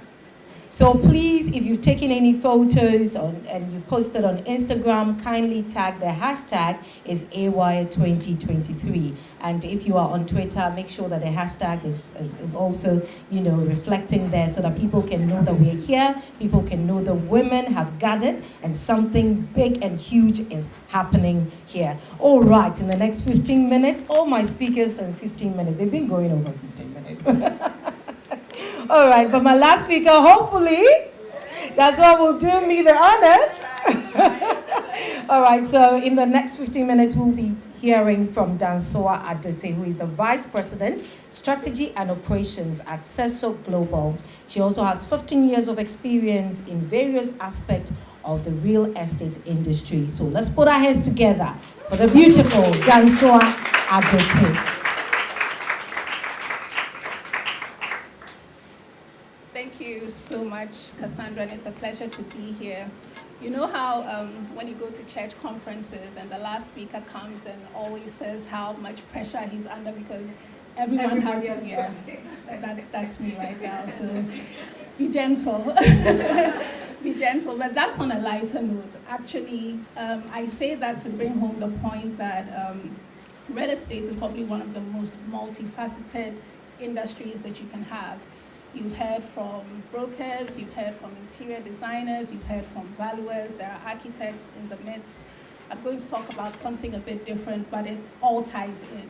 and none of them are disjointed. Everything ties into one whole seamless fabric, right? So I'm going to be talking about market intelligence and consumer behavior. Typically, when anyone is introduced into real estate, you often hear one thing, and people say, oh, there are three most important things in real estate, which are location, location, location. Yes. So we all walk with this understanding that location is the most important thing in real estate. And to a very large extent, that is true. But it is also true that location alone, location alone doesn't do it, or the location is impacted by other things, right? What makes one location better than the other? It's important to understand that. And anyone who knows me knows that I like asking questions. Like if I had a middle name that I had to choose myself at this age, it'd probably be why. Because when people ask me like, hey, why is that? And how did that happen? And it can be very annoying, but it has served me well in my career, because asking why has led to uncovering a lot of what is going on in our industry.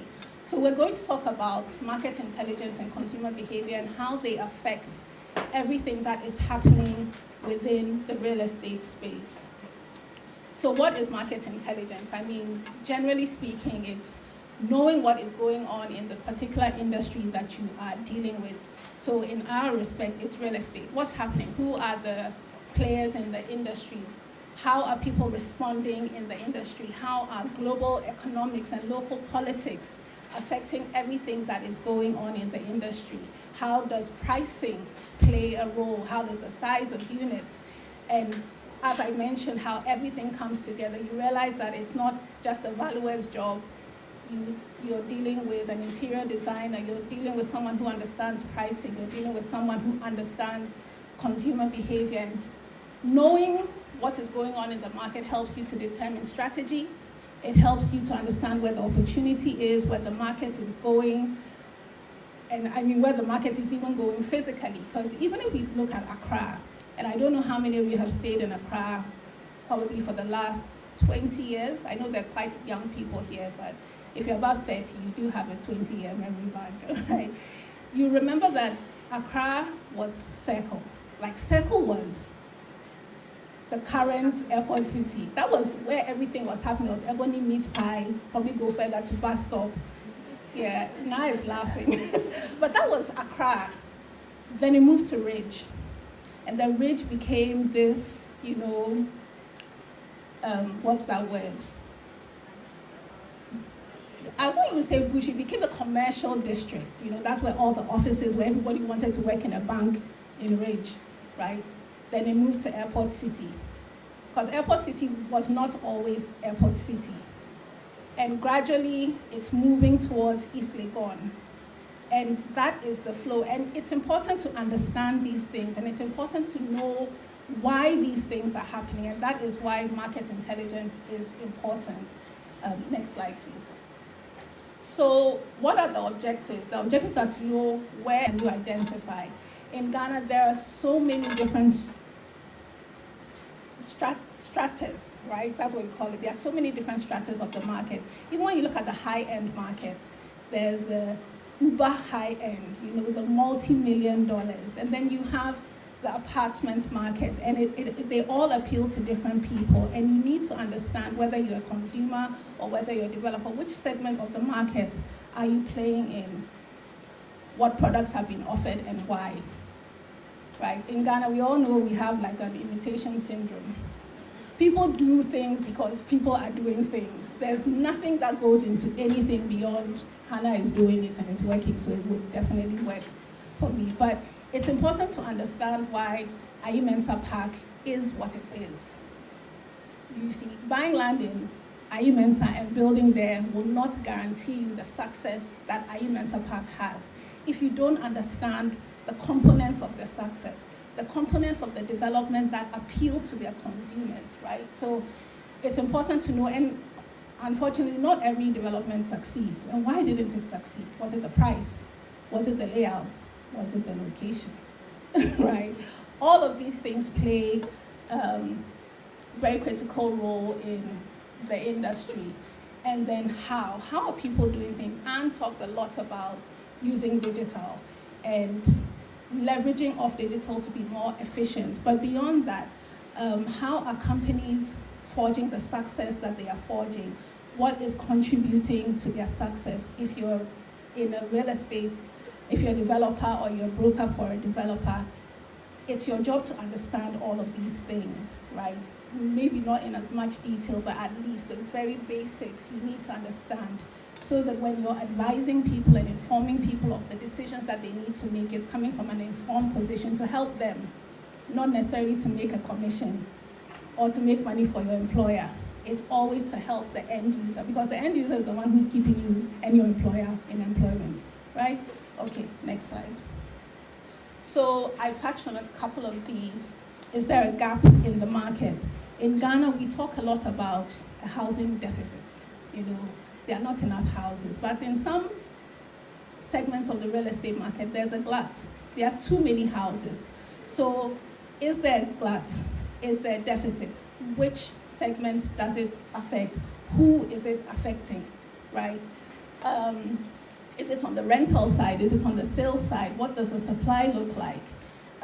What does a target audience actually need? Now, Hannah and I worked together in Ghana Home Loans, which is now FMB, several years ago. And it always used to amaze me how people would come, young people like myself and younger, and you're having a conversation with them, asking them, okay, obviously they want to buy a house and they want to use a mortgage.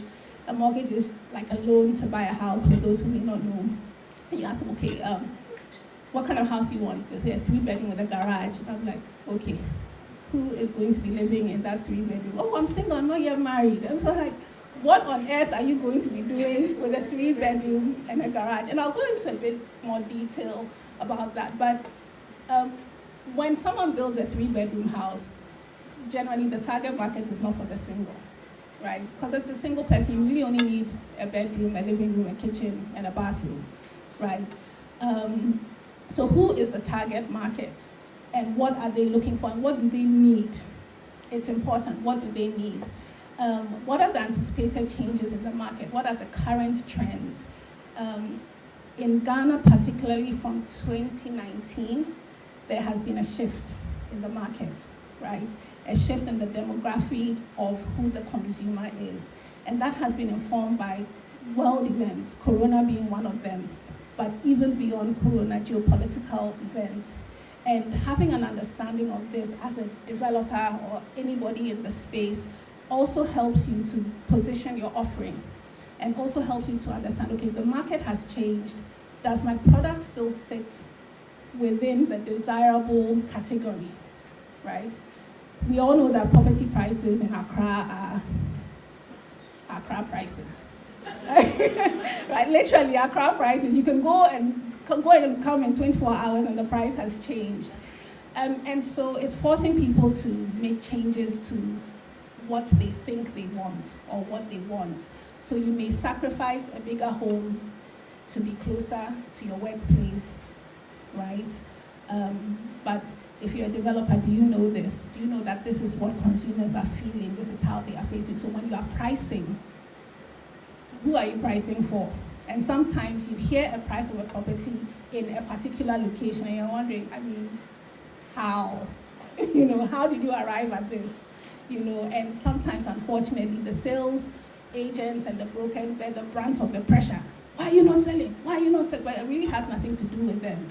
The research was not done. The market intelligence was not done. So the product does not fit the market. It has nothing to do with the sales. And I've been there, so I know, right? and so it's really, really important to consider all these factors. And this list is not exhaustive, right? Next slide, please. This list is not exhaustive. So it comes to, why we are all here. It's about real estate, but everything is always about the end user, who is the consumer. And it's always important to understand the mind state of the consumer and what is affecting their decision-making processes. Thanks to social media, we have acquired a very foreign taste, and it informs everything, honestly speaking. And apart from social factors, there are so many other factors that shape a person's psyche when they are looking to buy real estate. In Ghana, in particular, real estate is a status symbol. So Hannah talked about owning property beyond a house. Because it's nice to build a house, but really, what's the objective? But the average Ghanaian, and I mean homebred, raised in Ghana, consumer, it's a status symbol. It's to flex. Tell you, the pressure is getting worse. You hear that your friend has bought a house, this person, you don't know how. You don't know whether it was inherited. You don't know whether they're in a company that's giving them 5%. And so they're literally paying, you don't know. All you know is that they have a house, so you need one. And so that can inform a person's buying decision. Once upon a time, I don't know whether it's changed, but I don't think it has. The majority of Ghanaians would not buy a semi-detached, much less a terrace. And I mean, born in Ghana, raised in Ghana, they wouldn't buy an apartment, sorry about that. They wouldn't buy an apartment. And the reason why the apartment market is so overtaken with foreign investors is because Ghanaians felt that apartments were beneath them. Where will I pound my fufu? Yeah. Where will I pound my fufu? Even now, if you spoke to a young person looking to buy a home and you suggested a studio apartment, it would be met with resistance. The same people who complain that the prices are too high, right? And so understanding all of this helps people to position their products, help people to position their pricing. And even as a consumer, as we all are, because we all are going to build generational wealth through real estate, one house at a time, you need to understand what influences you and what you are prone to. Are you buying that house because everybody in your friends group has told you about the land that they bought? Maybe their boyfriend or their husband or their parents has given them something, so all of a sudden you feel pressure. You need to learn to address those things. And I've talked about the economic factors. Ghana has gone through some tough times over the past 18 months, which has made it very difficult for especially younger people to get onto the property ladder. It's almost near impossible to get a mortgage, not because mortgages are not available, but because the rates have skyrocketed because of inflation. And it hasn't always been this way. And hopefully, based on what we heard yesterday, we are coming out of that. But it affects a person's ability to buy. And so what options are there? What options, looking at it from you, the consumer, and then if you're a developer, knowing that the majority of locals and even foreigners, I don't like to use the word for non-Ghanaians, who may not have access to 80%, 90% financing, how is that informing your pricing or the payment plans that you have in place? All of this comes together so that the market is in synchrony. The consumers, the developers understand the consumers understand the terrain, and the market is flourishing because in every developed country, the vast majority of the wealth is from real estate. And so if there are things that are hindering access to the real estate market, your economy is not going to grow. It just will not grow. And so these are the factors, the psychological factors, social factors, cultural factors, personal factors. And the thing about human beings is that these things are not static. They change. So a new wave of things will come that will influence us. And so maybe when I'm talking at the AY conference in 2030, I'll be telling you a whole different list of reasons why people are doing what it is that they're doing. So it's very important to stay abreast. Hannah has talked about research. If you're a broker here, you can't just be, I sell houses. It is 500,000 Ghana cedis. That cannot be your offering. You need to be able to explain the market. If a client is asking you, is this a good investment? You need to be able to show them figures. You need to be able to show them trends. What I used to do when I was younger in my career, because I'm very curious, very generally, I would drive around myself at my own cost, right? So again, don't always expect your companies to be doing things. Your self-development is your emphasis on self development, right? And I used to drive around, and a lot of the things I know were self-taught. I didn't go to any, well, I have been to conferences, but my employer did not sit down and say, oh, that's why it is this, it is that, it is that. I empowered myself, and that has actually positioned me very well in this industry. Okay, so next slide.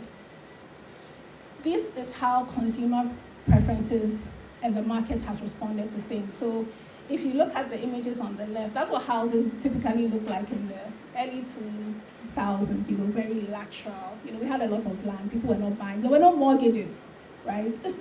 So, and if a Ghanaian is buying a house, he is buying a house. It has to be spacious and whatnot. But we realized that the trend is changing. Houses are becoming, I won't say smaller, but a bit more efficient in the use. So story buildings, apartments, and all of this is in response to what is happening in the market, who is showing interest in the market, and how the market is responding to everything it is being influenced by. Next slide. So I just want to run us through a quick case study, and Hannah mentioned it, Mahjong. I like to call communities by their original names. So, and the thing is, East Legon Hills, Mahjong is East Legon Hills. And East Legon Hills was part of the marketing. Because she mentioned when it was mentioned that an airport was going to be sited at like the Pram Pram area, everybody, because to the Ghanaian, if this is airport residential area, and unfortunately my father didn't buy, and there's another airport, because again, a lot of Ghanaians think that airport residential area is what it is because of the airport, which is not, but that is the underlying assumption. It's the underlying assumption. So if there's an airport somewhere, that place is going to become just like airport residential area. So I'm going there. So we all know East Legon. And everybody wishes they lived in East Legon. A lot of people do, actually. So Mahjong is like between Ashali-Botwe and Adringano, thereabouts, but we all know it as East Legon Hills, and there was an intense marketing campaign. And the response was, if this is East Legon now, and people saw into East Legon, bought into it, and it has become what it is now, because East Legon, I mean, love it or hate it, it's a lovely place. It's a place you can live, you can take your kids to school, if you do your own business, you can do everything within East Legon and not come out. So I'll go to East Legon Hills. And the very first time that thing happened, I remember, and they were targeting young professionals. Because again, when East Legon started coming, it was young professionals, people with young families and what's not. And over a period of 15 years, if you can go to the next slide, you will see the extent of growth in East Legon Hills. So the image on the left is 2008, nothing there, absolutely nothing. But you come to 2023, which is 15 years later, that place is almost completely built up. And the people behind the promotion of this area understood their target market.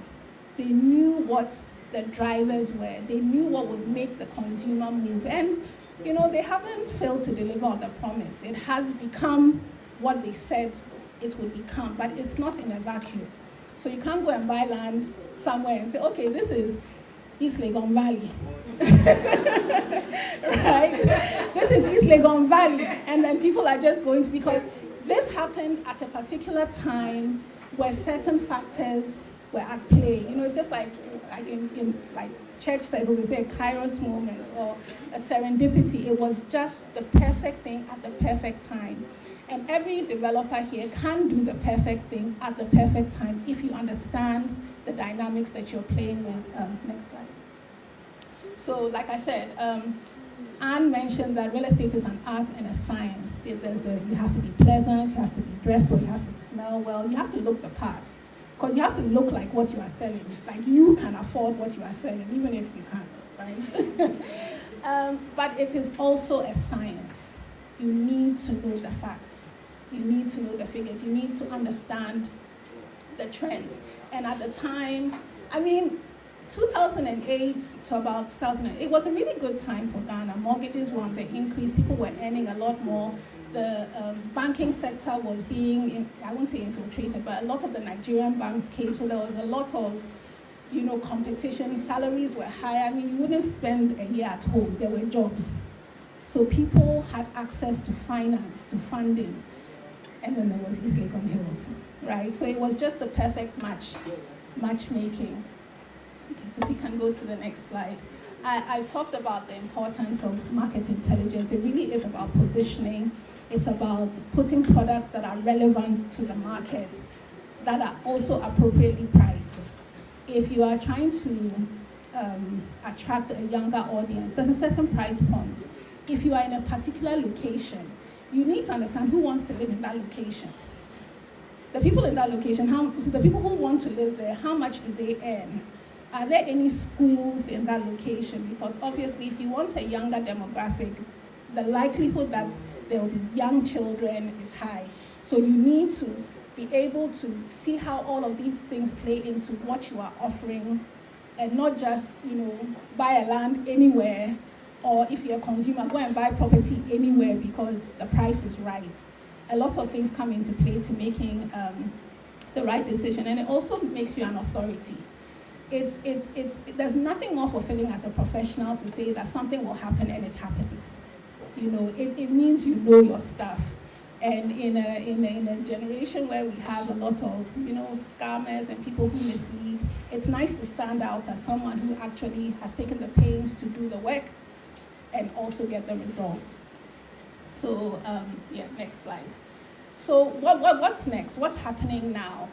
And I did mention that a lot of factors play a role in the industry and the decisions that are made in the industry. So fortunately, as of 2022, Ghana is almost back to its pre-COVID tourism revenue levels. So you realize that in 2020, the whole world shut down. So it's understandable because of COVID, not a lot of was happening. But also in that COVID period, that was the most successful period for me because there was a lot of uncertainty and things switched. It became more of a buyer's market because all of a sudden, people wanted to get rid of assets because everybody thought the world was coming to an end, right? That's not a good thing, the world. But yeah, that's what. So if you had cash or access to cash, it was a very good time to make very good deals. And I know a lot of people who made amazing deals during COVID, like 2020, 2021. But thankfully, we are out of COVID. It was announced that it's no longer a global emergency. And I'm sure by now we are exceeding the 2019, that's the pre-COVID tourism revenue.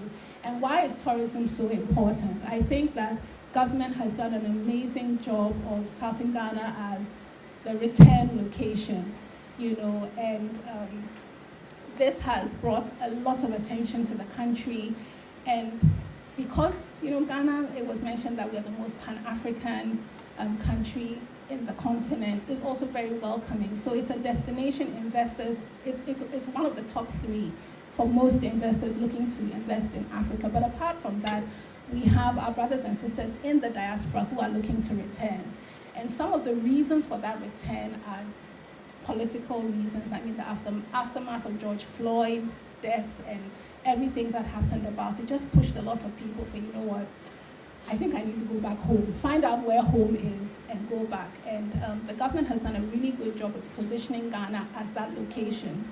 So a lot of the shifts in our consumer market is actually from the diaspora market. And that is why, developers need to pay attention to that because they are also coming with their own psychological factors, their own cultural factors, because our cultures are not the same.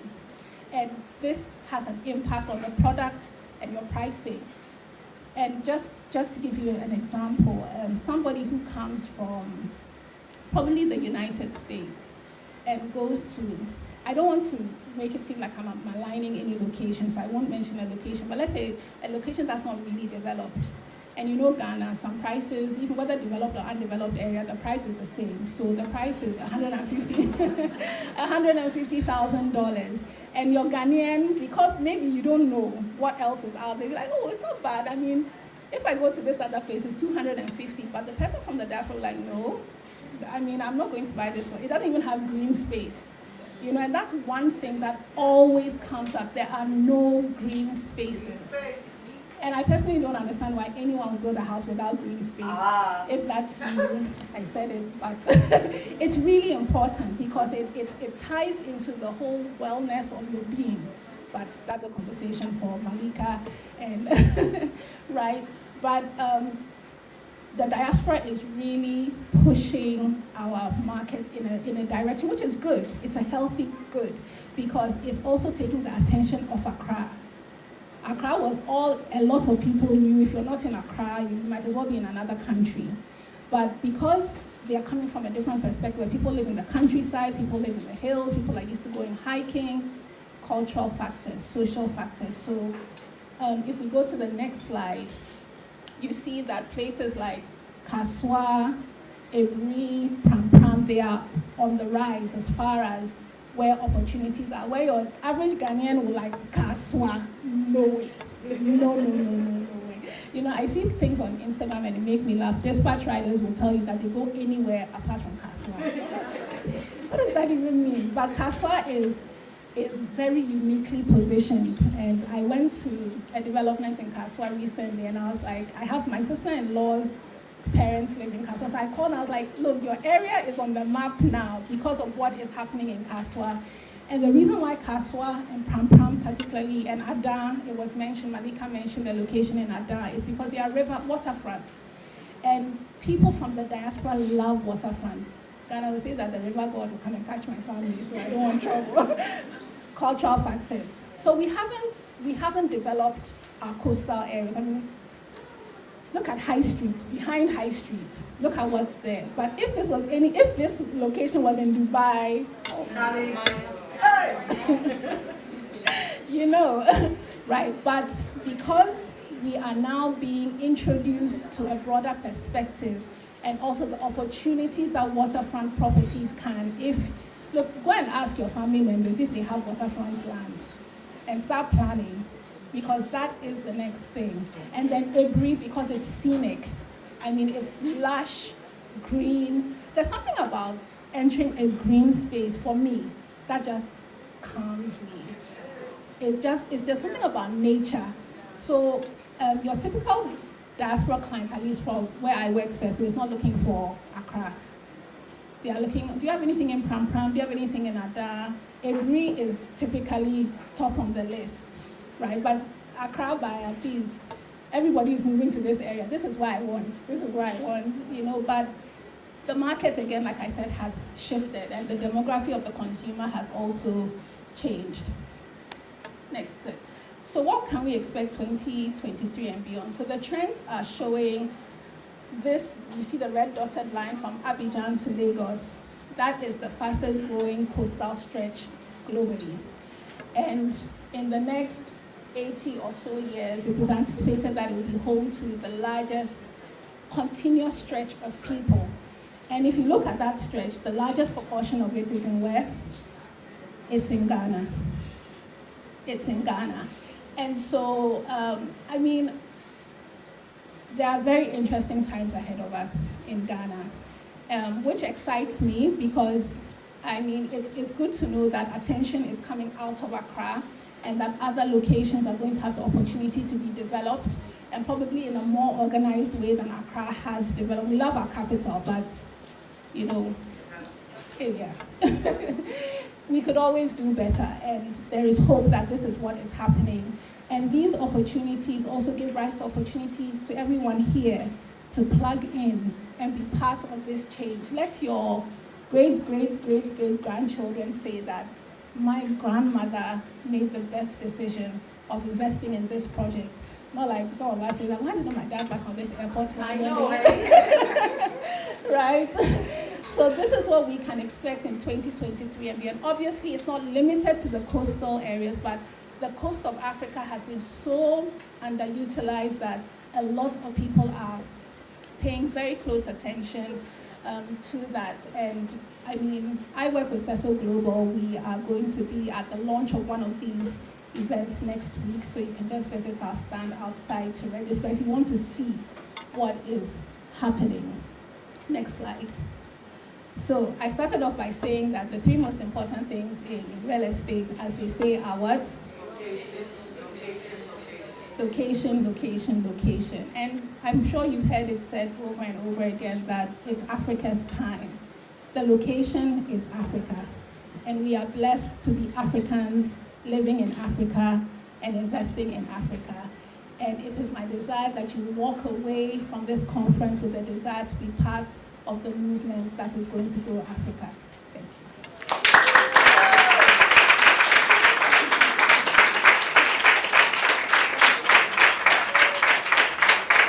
Wow. Yes, yes, continue to clap for her.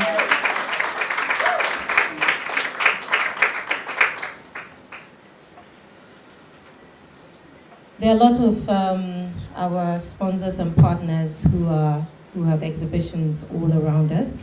You should take time when it's time for break. Please do take time to visit the various stands. We'll also be hearing from our sponsors pretty soon. But before that, we have a very, we are all important, but an important person in our midst. She happens to be our special guest of honor.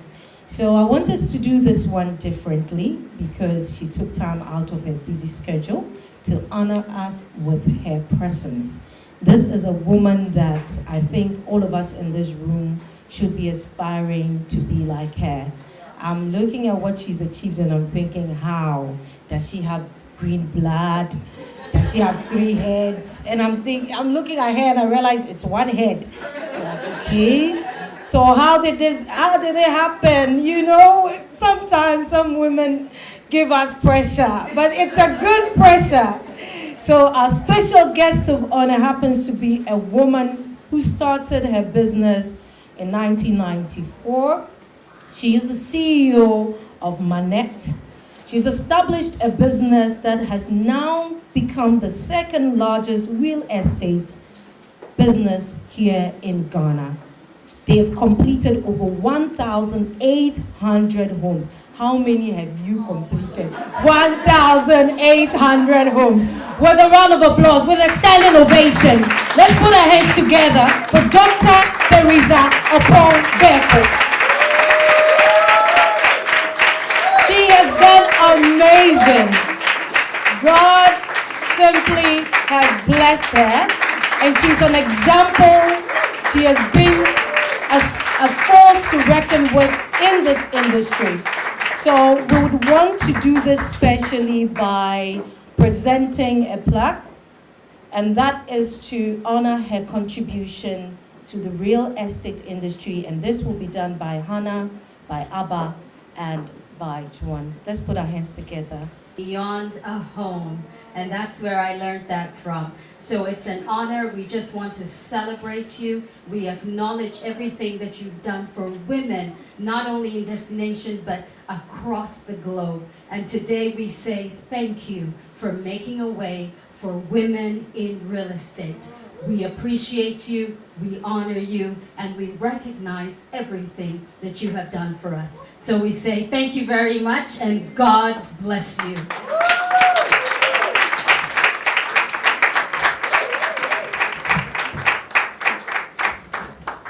Ewells also stationed at the back. Let's take a short break and visit the stands. Check what is happening there. Don't go yet. More network to happen. So let's stretch a bit. But in the meantime, visit the various stands and look at what is happening. So Mama Lou keeps reminding me because I said that whoever networks with I want to win prize. Want to win a prize. Okay. So that is if you become the winner. So after the break, we will be looking at who has networked with more people in the room. But enjoy yourself. It's just a short break. We'll come back for the next section, which is going to be the panel discussion. Thank you. Vibes. But you knew that.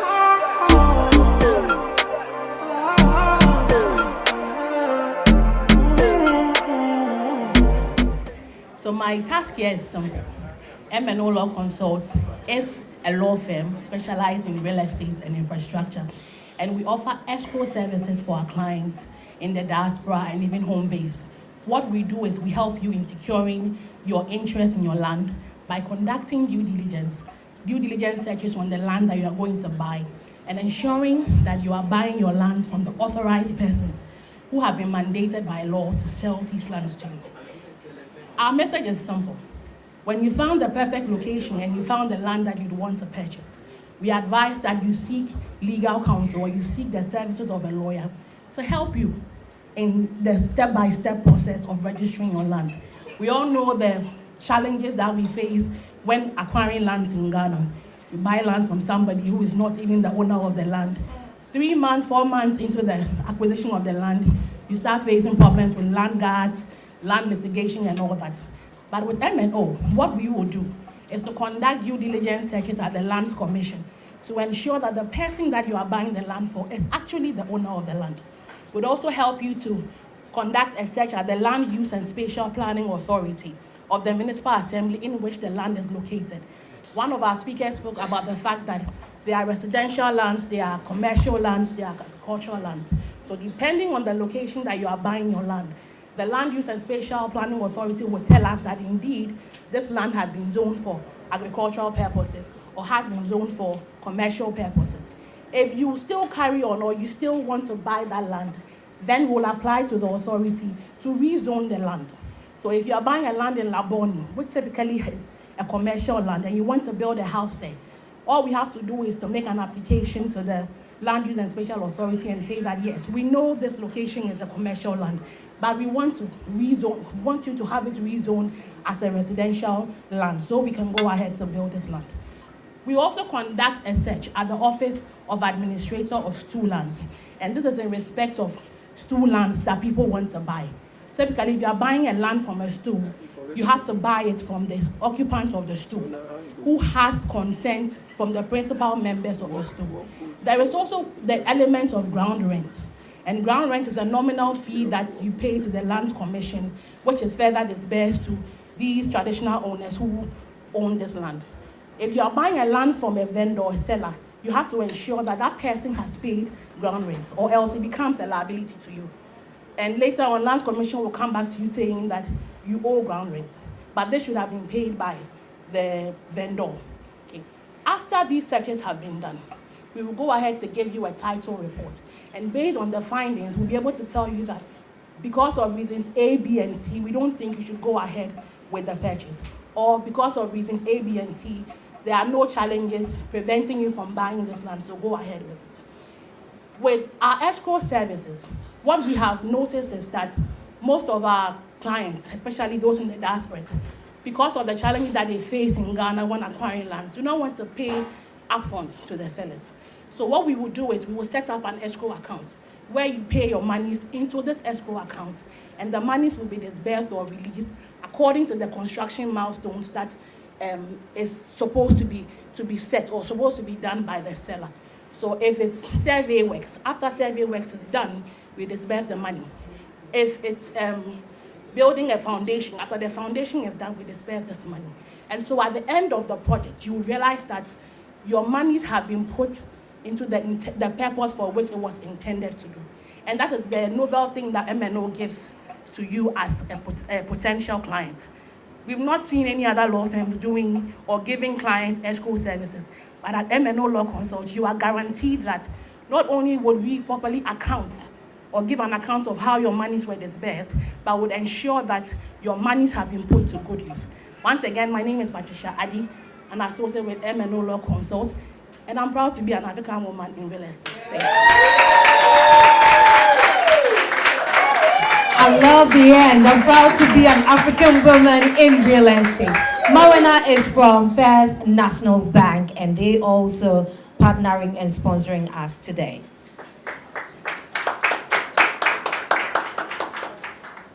Hello everyone. So like she mentioned, my name is Mawena. I'm with the Home Loans Unit of First National Bank. We call it home loans, but you can call it mortgages as well. It's the same thing. And when Danswa was speaking, she mentioned Ghana Home Loans. So my story begins there, very short one. So Ghana Home Loans was a company that started in 2006. and it was mainly into mortgage financing.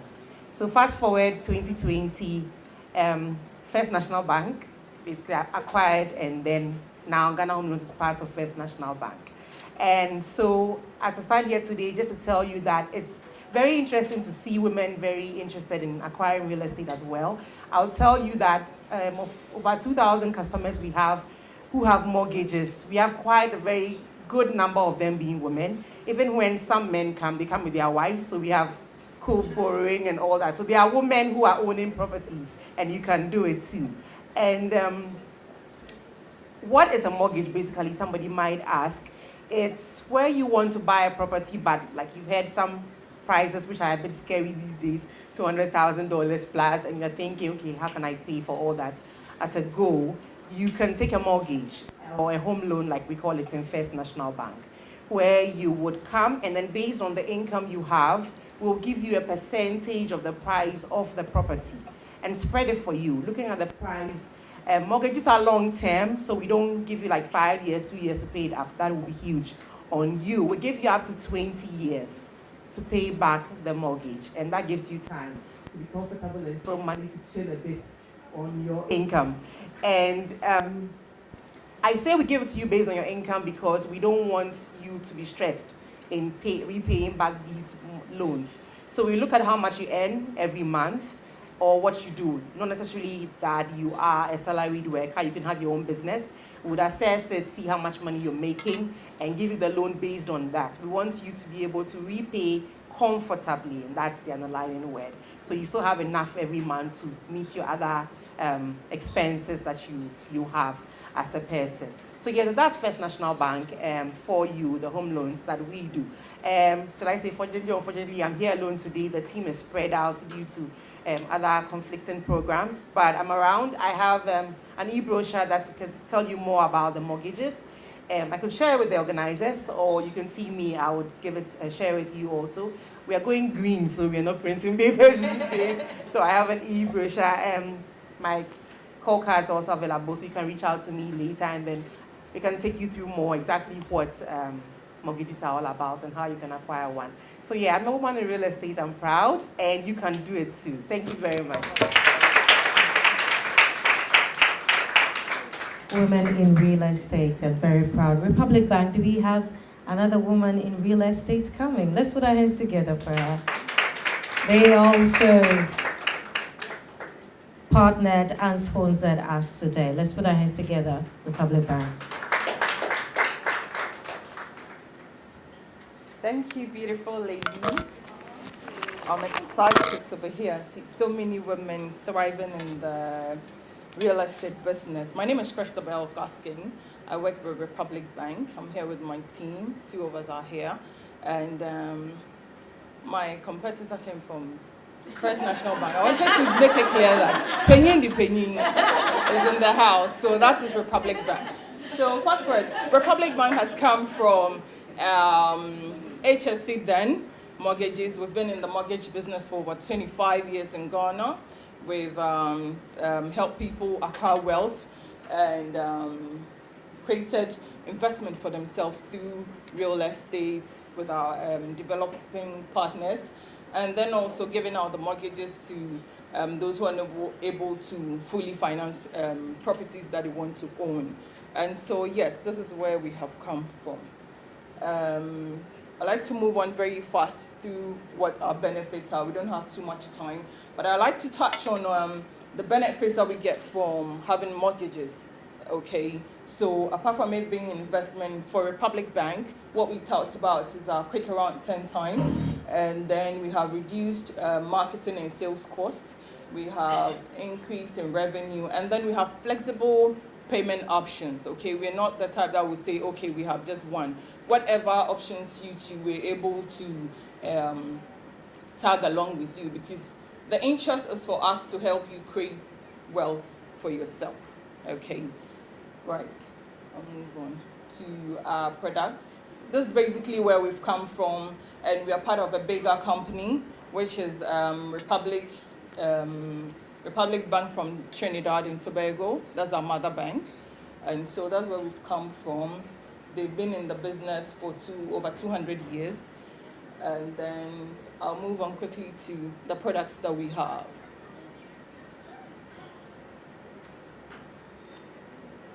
Right, so here are mortgage offerings as Republic Bank.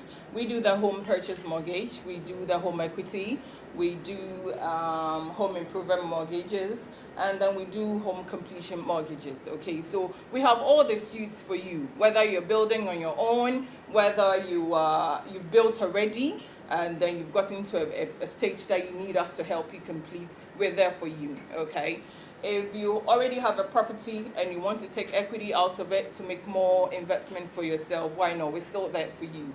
So we can give you financing so that you take equity out of your property that you have, either to acquire another property or for you to make an investment, or probably you even need funds urgently to pay for fees for your wards abroad. Okay, you can take equity out of a property you have enough funds, and then you can use it for whatever you want to use it for. Right. Our mortgages go for a maximum of 20 years. That's really long. I mean, we all know that, yes, mortgages are long-term investments, and so we don't do the short-term again. The minimum we do is for 5 years. However, it's flexible for whoever and then whatever tenure that you would want. However, the maximum is the 20-year tenure that we do. We do for resident Ghanaians and the non-resident Ghanaians as well. So you might be outside, your family or your relative or a friend of yours might be outside the country, they're interested in getting mortgages, just approach Republic Bank and we'll be there to assist, okay? Right, the next thing I want to talk about, which is really amazing about us, our turnaround time and our lowest interest rate, which is 11.5%. Wow. Any challenger here? That's fantastic, isn't it? Thank you so much, beautiful ladies. I'm proud to be part of this first African Women in Real Estate, and really happy to see all of you here. We are around, we'll give our call cards out. If you need anything, just reach out to us. Thank you so much for having us.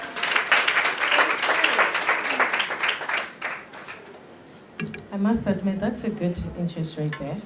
All right, yes, it's about that time. We've had a lot of, we've had a lot of information, and we've absorbed a lot of information from our speakers already. So the panel discussion in the next 15 minutes. I know it's supposed to be 20.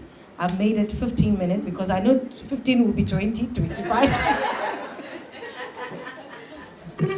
So I'm deliberately making it 15 in your heads.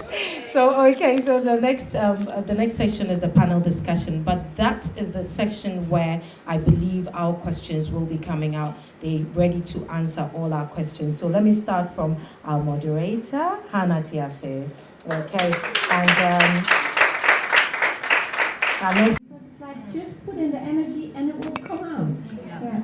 Excellent. And Anne? Yeah, I think she read through what I was saying, really. I said, you need to learn. And I think I'll speak to the younger generation, especially the upcoming professionals. It took us 18 plus years to be where we are. There's been blood, sweat, and tears. We've had to learn and we've had to unlearn. But the younger generation, you want to be me today. It's a journey. Please repeat that sentence right there. All right? It's blood, sweat, and tears. It's a lot of experience. It's a lot of sacrifice. You can't be me today. Yeah. You build yourself. You come out of campus, you have your degree, and the moment I tell you I can give you an internship role, or someone can give you an internship role, but sorry, we don't have a budget for it, that's a privilege. Take it, learn, work hard, get noticed, do your very best, and then you start your career there. And number two, sometimes you've got to take a step back. You're in one industry and you're going to the next industry. Sometimes we've had to take steps back because we've got to learn and appreciate that that's a new industry we are coming in. It's a new role we are coming into. It's a new space we are coming into. You might be having ideas as you observe. Don't forget, us the fans are the best footballers in the world. We cannot even score a goal, not even kick a ball. But when you watch the professional footballers, we are calling them names. That's the same thing in the career industry. From outside, you think it's easy, but I'm telling you, there is what turns that wheel. So take your time, learn, be patient. And the other thing I would want to say is about networking. I've observed men a lot and women in the way we network. And I appreciate we do long-term networking, long-term relationship. We network for long-term. So I've met Madame. She's amazing, by the way. I love what she's done with the property awards. Well done to that, Irene. And I met Irene today. So for me to be able to work with Irene, I want, and I think that's how we are wired. I'm not saying it's wrong. Your children's birthday, I'll be there. Your sister's wedding, I want to be there. I want to bring a cake to your office. It's very good. It's a very good way of networking because those are long-term relationships we've built. But I also appreciate men that they can actually sit together and have drinks every Friday and they don't know where they live. They've agreed they're there for common good. They're there because they do business together. And they've done it, and there are people who've done business for years because they know each other. They know each other's offices at the very best. They have drinks together on Fridays, and they cut deals. They do business together. So I think we also need to be okay with people within our network who are there because we are collaborating and doing businesses together. Because we can't create long-term relationships with everyone, and not because you don't value them or you're using them. It's because your connection is at that level where you do business together. Awesome. And I want to touch on what you said about internship. We offer internships now for the youth in real estate at eWells, BDZ, Cesso Global, Indigo Homes, etc. But I would say, look at the exchange, look at the value of the internship. Because now interns come with expectations. I want a car, I want, some allowance and all this sort of stuff. And when I started with a mentor, and I was like, every transaction I do, I'll give you 80% because I'm weighing the value of your expertise, your experience, that now I can avoid a lot of the pitfalls. That is more valuable than me making, 100% on this transaction. So let's go into internships with a better expectation. Did you want to chime in on that as well? Yeah, I wanted to talk about people who may be in a career, maybe in employment, and you're not doing exactly what you want to do. And what you want to do is not necessarily in another organization. It's still within your same organization. And I think it's the same mentality as the internship and taking full control of your career. What I've observed is that a lot of people are not career driven. There's no objective impact that they want to make. It's about, I work here, this is my title, and these are my perks. And so you are just jumping and hopping based on who is offering you the most money. Yeah. And for hiring employers, when you're looking at a CV, you're looking at experience. We're not looking for paid experience. We are looking at nobody really minds what you were paid in your last job. It's just the fact that you can demonstrate the capability that you are saying you can. And so when I was working with Ghana Home Loans, there's a particular department I really wanted to work in, I thought, right? And I wasn't put in that department. But when I moved to I was in the collateral management department, and I just realized I had an inkling, like I said, I just really wanted to know why everything was happening. But that's not why I was employed, And it's very important to distinguish your KPIs, that's your key performance indicators, as given to you by your employer from your career. Your KPIs are not your career. You can hit every single KPI and still be lost in a sea of confusion. Right? You can even hit KPIs and not grow, because that is what the company needs to hit its company objectives. Your personal goals are completely different. Well, not completely different, but they are different in that they are personal to you. A lot of things may overlap, and I'm assuming they do overlap if you're working in an organization, but your career transcends every single organization that you would work for. And that is what should be driving you. And so if you need to do more work after work, that is what is required. If you feel that this is where your interests are in the industry, but you've been hired to do auditing, in your spare time, focus it on what it is that you want to do, so that when you come before an interview panel or you meet a mentor, you can actually Demonstrate the interest you say you have. There's nothing I despise more than someone saying, I love this and I'm passionate about this, and what have you done? Nothing, apart from think about it, right?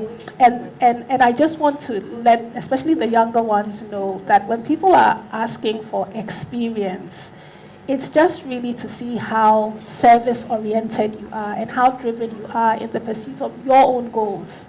And so, like Hannah and the other speakers have said, be very open-minded about opportunities and invest in yourself. I mean, you owe yourself more than anybody does. So that's just what I wanted to add on. Awesome, awesome, thank you. So I'm going to ask one final question, and then we're going to take questions from the audience. So if you had questions for the individual speakers from earlier, please get those out, get them ready, for we are going to answer all the questions. So the final question is, how can women position themselves for growth in their careers?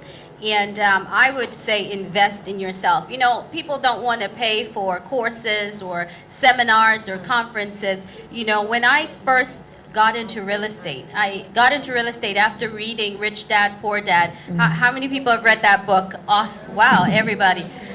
Yes, if you haven't, you should get it. It's a really good book. So I got into real estate, and then I made a decision for 1 year, every week, I was going to go to some seminar somewhere, because I wanted to learn as much as possible. So I believe in investing in yourself, and now you've got YouTube, you've got, you know, Google, you've got everything at your fingertips. So what are some of the things that we can do as women to position ourselves for a career growth? So I'll start with you, and then we'll go down here.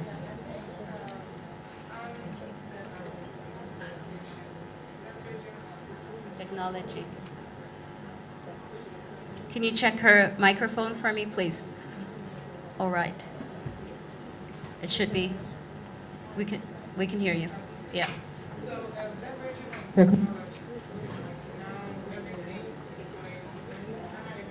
Right.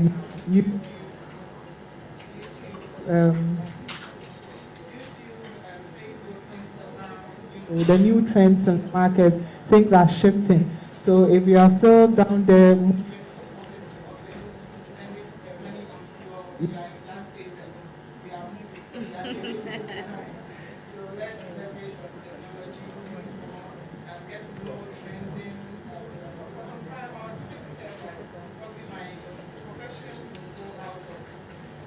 business. okay.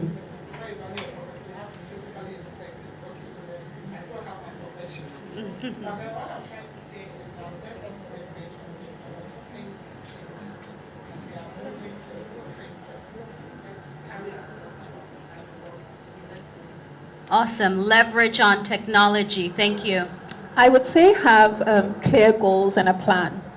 And a plan doesn't have to be a 20-year plan. You can even have a 12-month plan. So every year, if whatever industry you're in or the industry you want to go in, have an objective. Okay, I want to learn this thing about this industry, and immerse yourself in what it is that you want to do. We spend a lot of time mindlessly scrolling on the internet, on Instagram, on TikTok. Spend that time watching a podcast, listening to a talk about the thing it is that you are interested in, and get hands-on experience through internships, mentoring, so that at the end of a year you can say, okay, this is what I set out to do. We set out to do this thing in December of last year, right? And it seems so huge, and here we are, right? And it was an objective with clear milestones as to our success. And once you do that, in a subsequent year, you can set a new objective. You would realize that over a period of time, that goal that seemed so huge and insurmountable at the beginning has been achieved. So, you know, baby steps, as they say, just take baby steps and be very clear in your objectives and be clear on the plan that it is you want to take to achieve it. Awesome. So define your vision and have accountability partners, because we were having meetings every single week about this program. So that is so important. Malika? Yes. Find hard and what is your passion, because I realized I had successes, I had downsides, but the most important thing, when it's something that suits you, when you feel passionate about, you will find the ways, you will find the right people, you will find the opportunities. No wrong, they will find you. That's the difference. So yes, invest in yourself in that way and walk with a mentor, walk with the right people, and just work for free. And it's not even working for free because it's finding out what you like and what you don't like. So really invest in yourself by finding out what do I want, and things will happen in a way that you could never imagine. Thank you. Follow your passion. And okay, for me, one of the things I'll tell you is there can't be plan A and B if you want to succeed. It's plan A, B, A, C, B, C, D is what you've planned to do. Give your all to that. If you've decided that you want to be in the real estate industry, please, tomorrow don't be selling wigs. I know we want to do that. We are women because we like feeling safe. We like being sure that our future is secured. But you know what? Your future can't be secured if your mind, soul, passion, and intentions are towards one goal. Because then you'll have the time to research, you'll have the time to talk to your mentors, you'll have the time to look at the opportunities around you and excel. Number two, our beauty is not our performance. You've got to deliver. And as a woman, in fact, you've got to deliver twice more than the man because we have to prove ourselves more. All right? So, purpose to deliver. When you're given an opportunity, excel. Go over and beyond your client's expectation. And tomorrow they will refer you to somebody else and you'll grow. awesome. Your beauty's not your performance. All right. Do we have questions from the audience? If we can please get some microphones going around. If you have a question, if you could just prop your hand up and let us know your name, your area of expertise, and then we can take it from there. If I can get Cassandra here. Oh. All right, please give us your name and.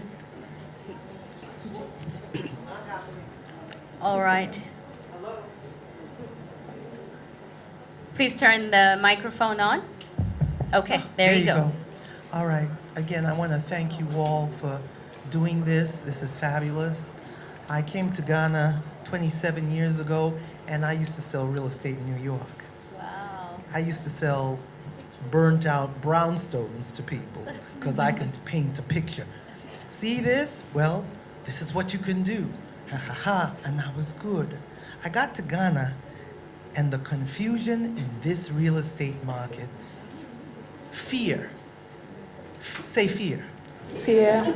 I wouldn't touch this thing with a 10-foot pole.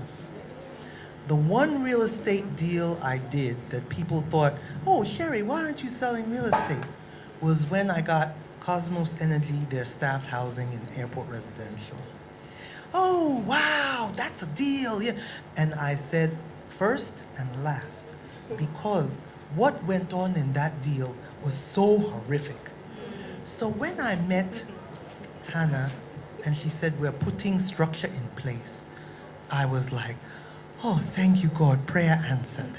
And the fact that she is practically a prophet, I know I'm working with something here. What I would like to see in this whole thing is that we as women take a look at the product that we are showing somebody. I walk into a house and they are showing me a house, and I'm a renter just now, so the house will be built. And yeah, Anne, I want to do Oyarafa. Daniel keeps on, he's bothering me immensely. I walk into the house and it is creepy, dirty, smelly, not maintained. It was A1. I'm always shown A1. I'm never shown A2. You know, and A1 comes with some price that I'm looking at them going, you've got to be kidding. Yeah. We have a whole group of people coming. I call it the Exodus. They are coming from America in droves. They hit me at 3 o'clock in the morning. I hear there's free land. And at 3 o'clock in the morning, I am giving people information. You cannot show a dirty house.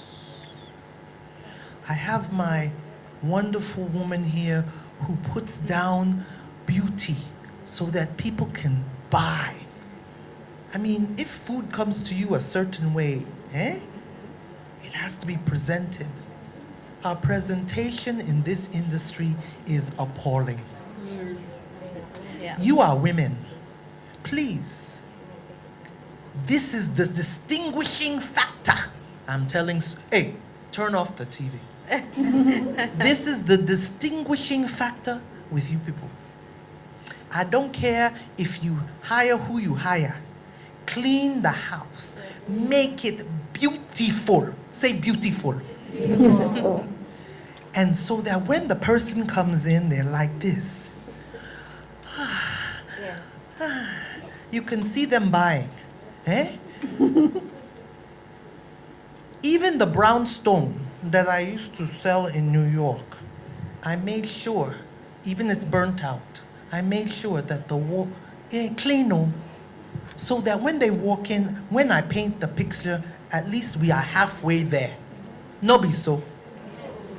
It be so. This is what you all can do, different from the men, because they don't care.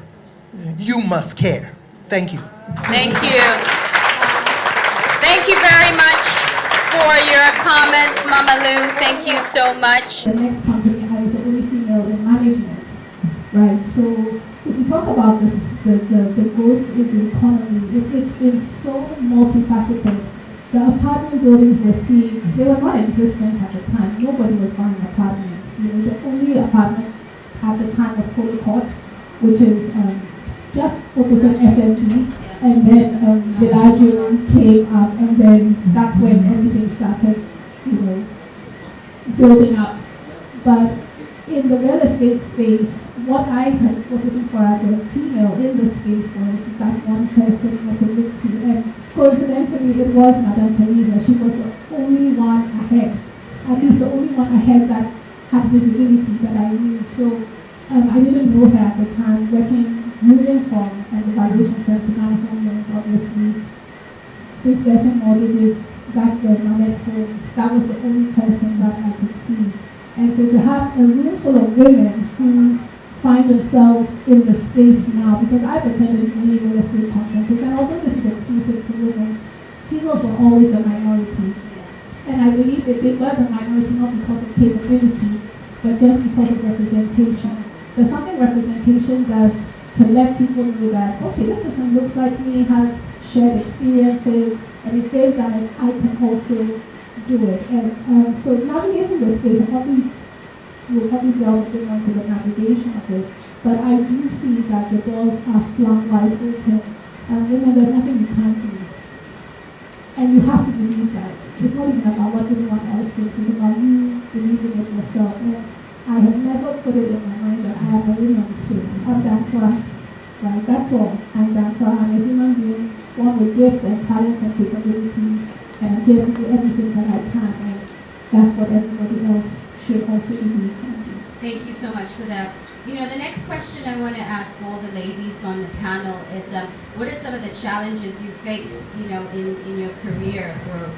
I'll say, being in the real estate brokerage arena, one of the challenges coming in was trying to change the narrative about real estate agents. How many have encountered crazy real estate agents, right? Trying to buy a property, trying to rent a property. So coming in, trying to change that narrative and let people know that you can actually buy a property and have the property, not buy it and lose your funds in that, and also rent a property as well.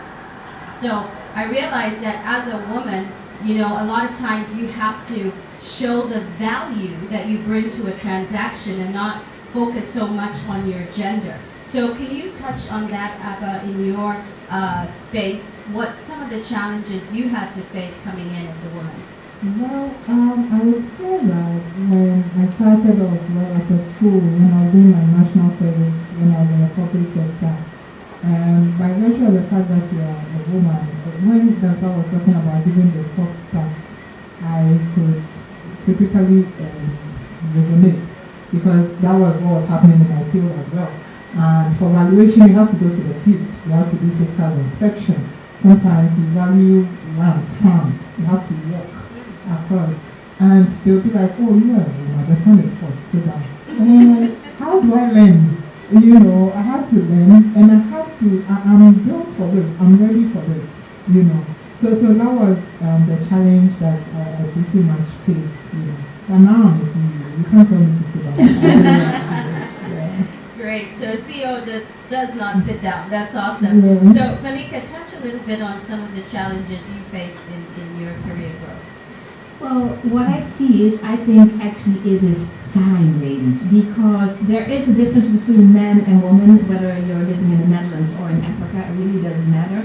But what I see is that the men finally acknowledge that they need this, and that the power and the egos are not the way, and that it's more about the woman's touch.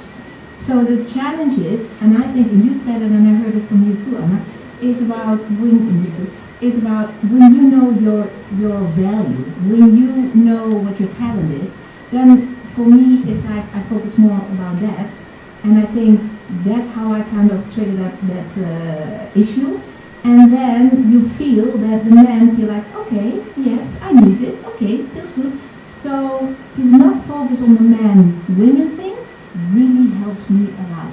And I also heard, and I think you said it, and it really makes sense. What I see in Europe is that a lot of women are trying to be men. And that to me, I think is killing. Because I think our female intuition is so powerful. So when we stick to that, and then with the African feeling, I think it's like, you know, that's it. Yeah. Awesome, thank you. So Anne, I want to ask you this question. What can be done differently at the secondary and tertiary levels to position women to build careers in real estate? I'll say that we hosted the African Youth in Real Estate Conference on March 24th. And one of the things I found that was so interesting is that a lot of the youth were not aware of the real estate value chain. They thought that real estate was just buying and selling properties and it ended there. So what do you think that can be done to position more young women for a career in real estate? Okay, thank you for that question. First of all, I'll start with some small data, some statistics to just make us understand what we are holding as women. So in Africa, 66% of realtors are female. All right, so it's about selling, advising, guiding in real estate purchase. 11% of construction industry professionals are women, just 11% in Africa. And then 30% are architects, of the architects are female. 88.5% of interior designers and decorators are women. All right? And 26% of the women from the survey side, the survey department, occupied positions while only 8% were in senior leadership. So the rest of them in survey are not in senior leadership. What that tells us is there are different areas where we have the ability to grow in numbers. It means that the job opportunities are there. It means that some women are ahead of us, they've taken lead, and it means that we can grow those numbers. For me, the first thing we need to understand is we need mentorship. We need to grow the women in these careers. We need to help more women or more girls who are in their tertiary education to take up some of these career choices, that they can go to construction, they can actually be surveyors, they can be in construction, they can be project managers and still make it as a career. Number two, we must understand that there is what I call unconscious gender bias or outdated stereotypes within the industry, whereby the investors have I call it unconscious, that you feel that because it's construction, it's an architect, the male suits the position more, and it's something we got to kill. And how do we do this? The ones who are ahead in leadership positions in the industry need to handhold and bring on board the young professionals who are coming to the industry. Of course, the other thing is networking, like we are doing now. One of the words we need to kill as women is competitors. We are collaborators. all right? Not looking at each other as competitors, but looking at each other as people within the industry that can make the industry grow. We want when architects sit together, they are thinking of what's the latest in the industry, what can we learn from the people ahead of us? What can we learn from Europe? What is being done in the US? What's the latest trends? As opposed to looking at a fellow architect and thinking that they're going to take away your client. We need to sit back and understand that when Republic Bank comes and FNB Bank comes, they are collaborators. The banks are here, and therefore we can sit them down and pin them down and tell them to take down their interest rates. Alright? So that way, we can purposefully sit and take key positions in the industry. But key is growing the talent and encouraging the young ones to take up the positions, and we were ahead of them, handhold them. Let me grow numbers in the industry. There is strength in numbers. Awesome. So we are collaborators, not competitors, and Yes. I am a big believer in partnerships. At eWells, we form a lot of partnerships locally, internationally, and I believe that's the way to grow, that's the way to run together. So thank you for that. Now, I want to ask each of you this question. What do women here have to do to take advantage of the prospects the industry has to offer? What do women have to do to take advantage? Because, you know, there's one thing to talk about it, and then the next thing is always, how do I start? Where do I begin? What do I do? Because what I did not want, and my co-host as well, did not want from this conference is everybody excited, there's the enthusiasm, woo, real estate, and then tomorrow, we're back to the same old thing. So we have to now take a step and start to take advantage of the information that we received today. So how do we get started? What do we do? Who wants to take this one first? Well, I would say that, like you're saying, we just don't want the whole bodies surrounding this conference, and then after that is one of those ones that dies down. We here are going to ensure that we have a database of everybody who is here, and so we will send you newsletters, we will send you upcoming programs that we have planned. But at the end of the day, I believe that we've heard a lot today, so it lies with you really. You sit down and reflect. What do I want to do? I believe there are some people here who are not in real estate already, who are looking to get into real estate. Now you know that real estate is not just buying and selling houses. There are diverse aspects of real estate. There is interior design, there is facilities management, there is brokerage. So you can ask yourself, which one do I see as a line of interest? How can I go into that? You've been empowered. We've been asked to start it one home at a time, right? So you can, that mind that you have that is sitting there idle, how do I start something? So I believe that it's a clarion call for all of us. The onus lies with us, as we have heard a lot today, to sit back, process the information, and see how this conference can be beneficial to us. Thank you. Yeah. Ladies?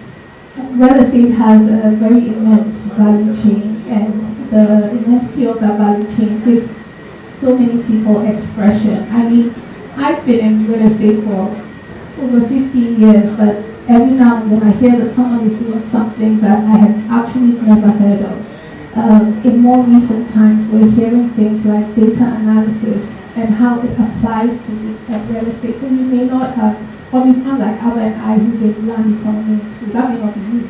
Or you may not be working in a brokerage firm, but you live in a community and you live in a house. And there are things about that house, and there are things about your community, there are things about your commute to work and the workplace that you are observing on a day-to-day basis. And leaving here, you need to ask yourself, like, what part of these things resonate to me? You don't have to even be so knowledgeable in real estate to be a real estate investor. There's a Hannah you can reach out to. And understanding the importance of networking. Hannah always says your network is your net worth. Network, sweetie. who you know matters. Let's not pretend it doesn't. It really, really matters. And you can leverage off relationships to catapult you into places you have never dreamed of. And so I would, like Abba said, start from where you are, start observing your surroundings, what interests you about what brought you here. And if you met me today, I ask you, why did you register to come here? And start from there, and from everything that you've heard, how can you build up on that? And we are available, right? We are reachable, and we can help you navigate that path as well. Thank you so much. And how did you start, Malika? Because, you know, I always say leverage your friends and your family. I mean, they can say, I have used them, you know, give me referrals, I'll give you something, you know. So did you start off with maybe your mama's house or bedroom, or Very how good did you question. start? Yes, very good question. Because when I started, it was like, how do I start? I was doing all the courses and everything, interior design, architecture, and I was like, I want to do it, because that's where I learned, halfway the lessons. And I started, especially with people around me, and I was offering my help for free to start, because I needed some material. And I feel like when you give, you will always get back. You don't need to give for that. And what happened is that people were talking about me. And that's when it started, you know, the offers were coming in. I created it myself by putting myself out there. So the first thing to me is always take the first step. The first step, especially for the young ones, just take the first step, even when you don't know where you're going to head. Because when I was doing it, I was starting with houses, and pretty soon it felt like, oh, I want to do bigger things, resorts and everything. But how do I get there? I don't have the experience. Before I knew it, things come on your place where you want to be. So just take step by step by step, instead of, you know, seeing the whole road. Yes, you have kind of an end idea, and that can change. And it really helps me, because it always gets bigger than what I could imagine. And I think you say God has a bigger plan than you can imagine. That's kind of how I feel, and that's what really helps me. Like being on the Oprah Winfrey Show, we know. And you know, she said something very key here, that she started off for free. You know, a lot of times we're like, no, I gotta make that money my first deal, you know, but sometimes that's what you have to do. You just do it for free, you sow that seed of sacrifice, and I'm gonna preach a little bit, and that harvest will come forth. Amen. And even though, and even more sure, I even invested in it. It even cost me sometimes money. Yeah. And that's why I sometimes don't understand when people don't see it as a privilege to work together, because it's like, just put in the energy and it will come out. Yeah. Excellent. And Anne? Yeah, I think she break through what I was saying, really. Because I say you need to learn. And I think I'll speak to the younger generation, especially the upcoming professionals. It took us 18 plus years to be where we are. There's been blood, sweat, and tears. We've had to learn, and we've had to unlearn. But the younger generation, you want to be me today. It's a journey. Please repeat that sentence right there. All right? It's blood, sweat, and tears. It's a long way. Okay, first on behalf of all ladies who came today, I want to say thank you. We really appreciate you as the brain behind all this. How does this initiative start for you? And have you really seen your expectations? Were your expectations met? Yeah. Well, I would say that this vision was given to me by God, actually, and it happened in church. Wow! Just before I was about to get on the pulpit, He gave me this vision. And so I would say that it has exceeded my expectation, in the sense that all the speakers were incredible. They really gave a lot of keys, incredible keys, good information. I think this was a platform of inspiration, education, and empowerment, and all the speakers came through, and all the the event planner, the ushers, the media team, I mean the AWire committee, I mean everybody came together and pulled this off, and it was incredible. So are we seeing this again next year? Every year. Yay! Next year and the year after and the year after that, yes. Definitely. Thank you very much. Thank you. God bless you. Amen. Amen. God bless you.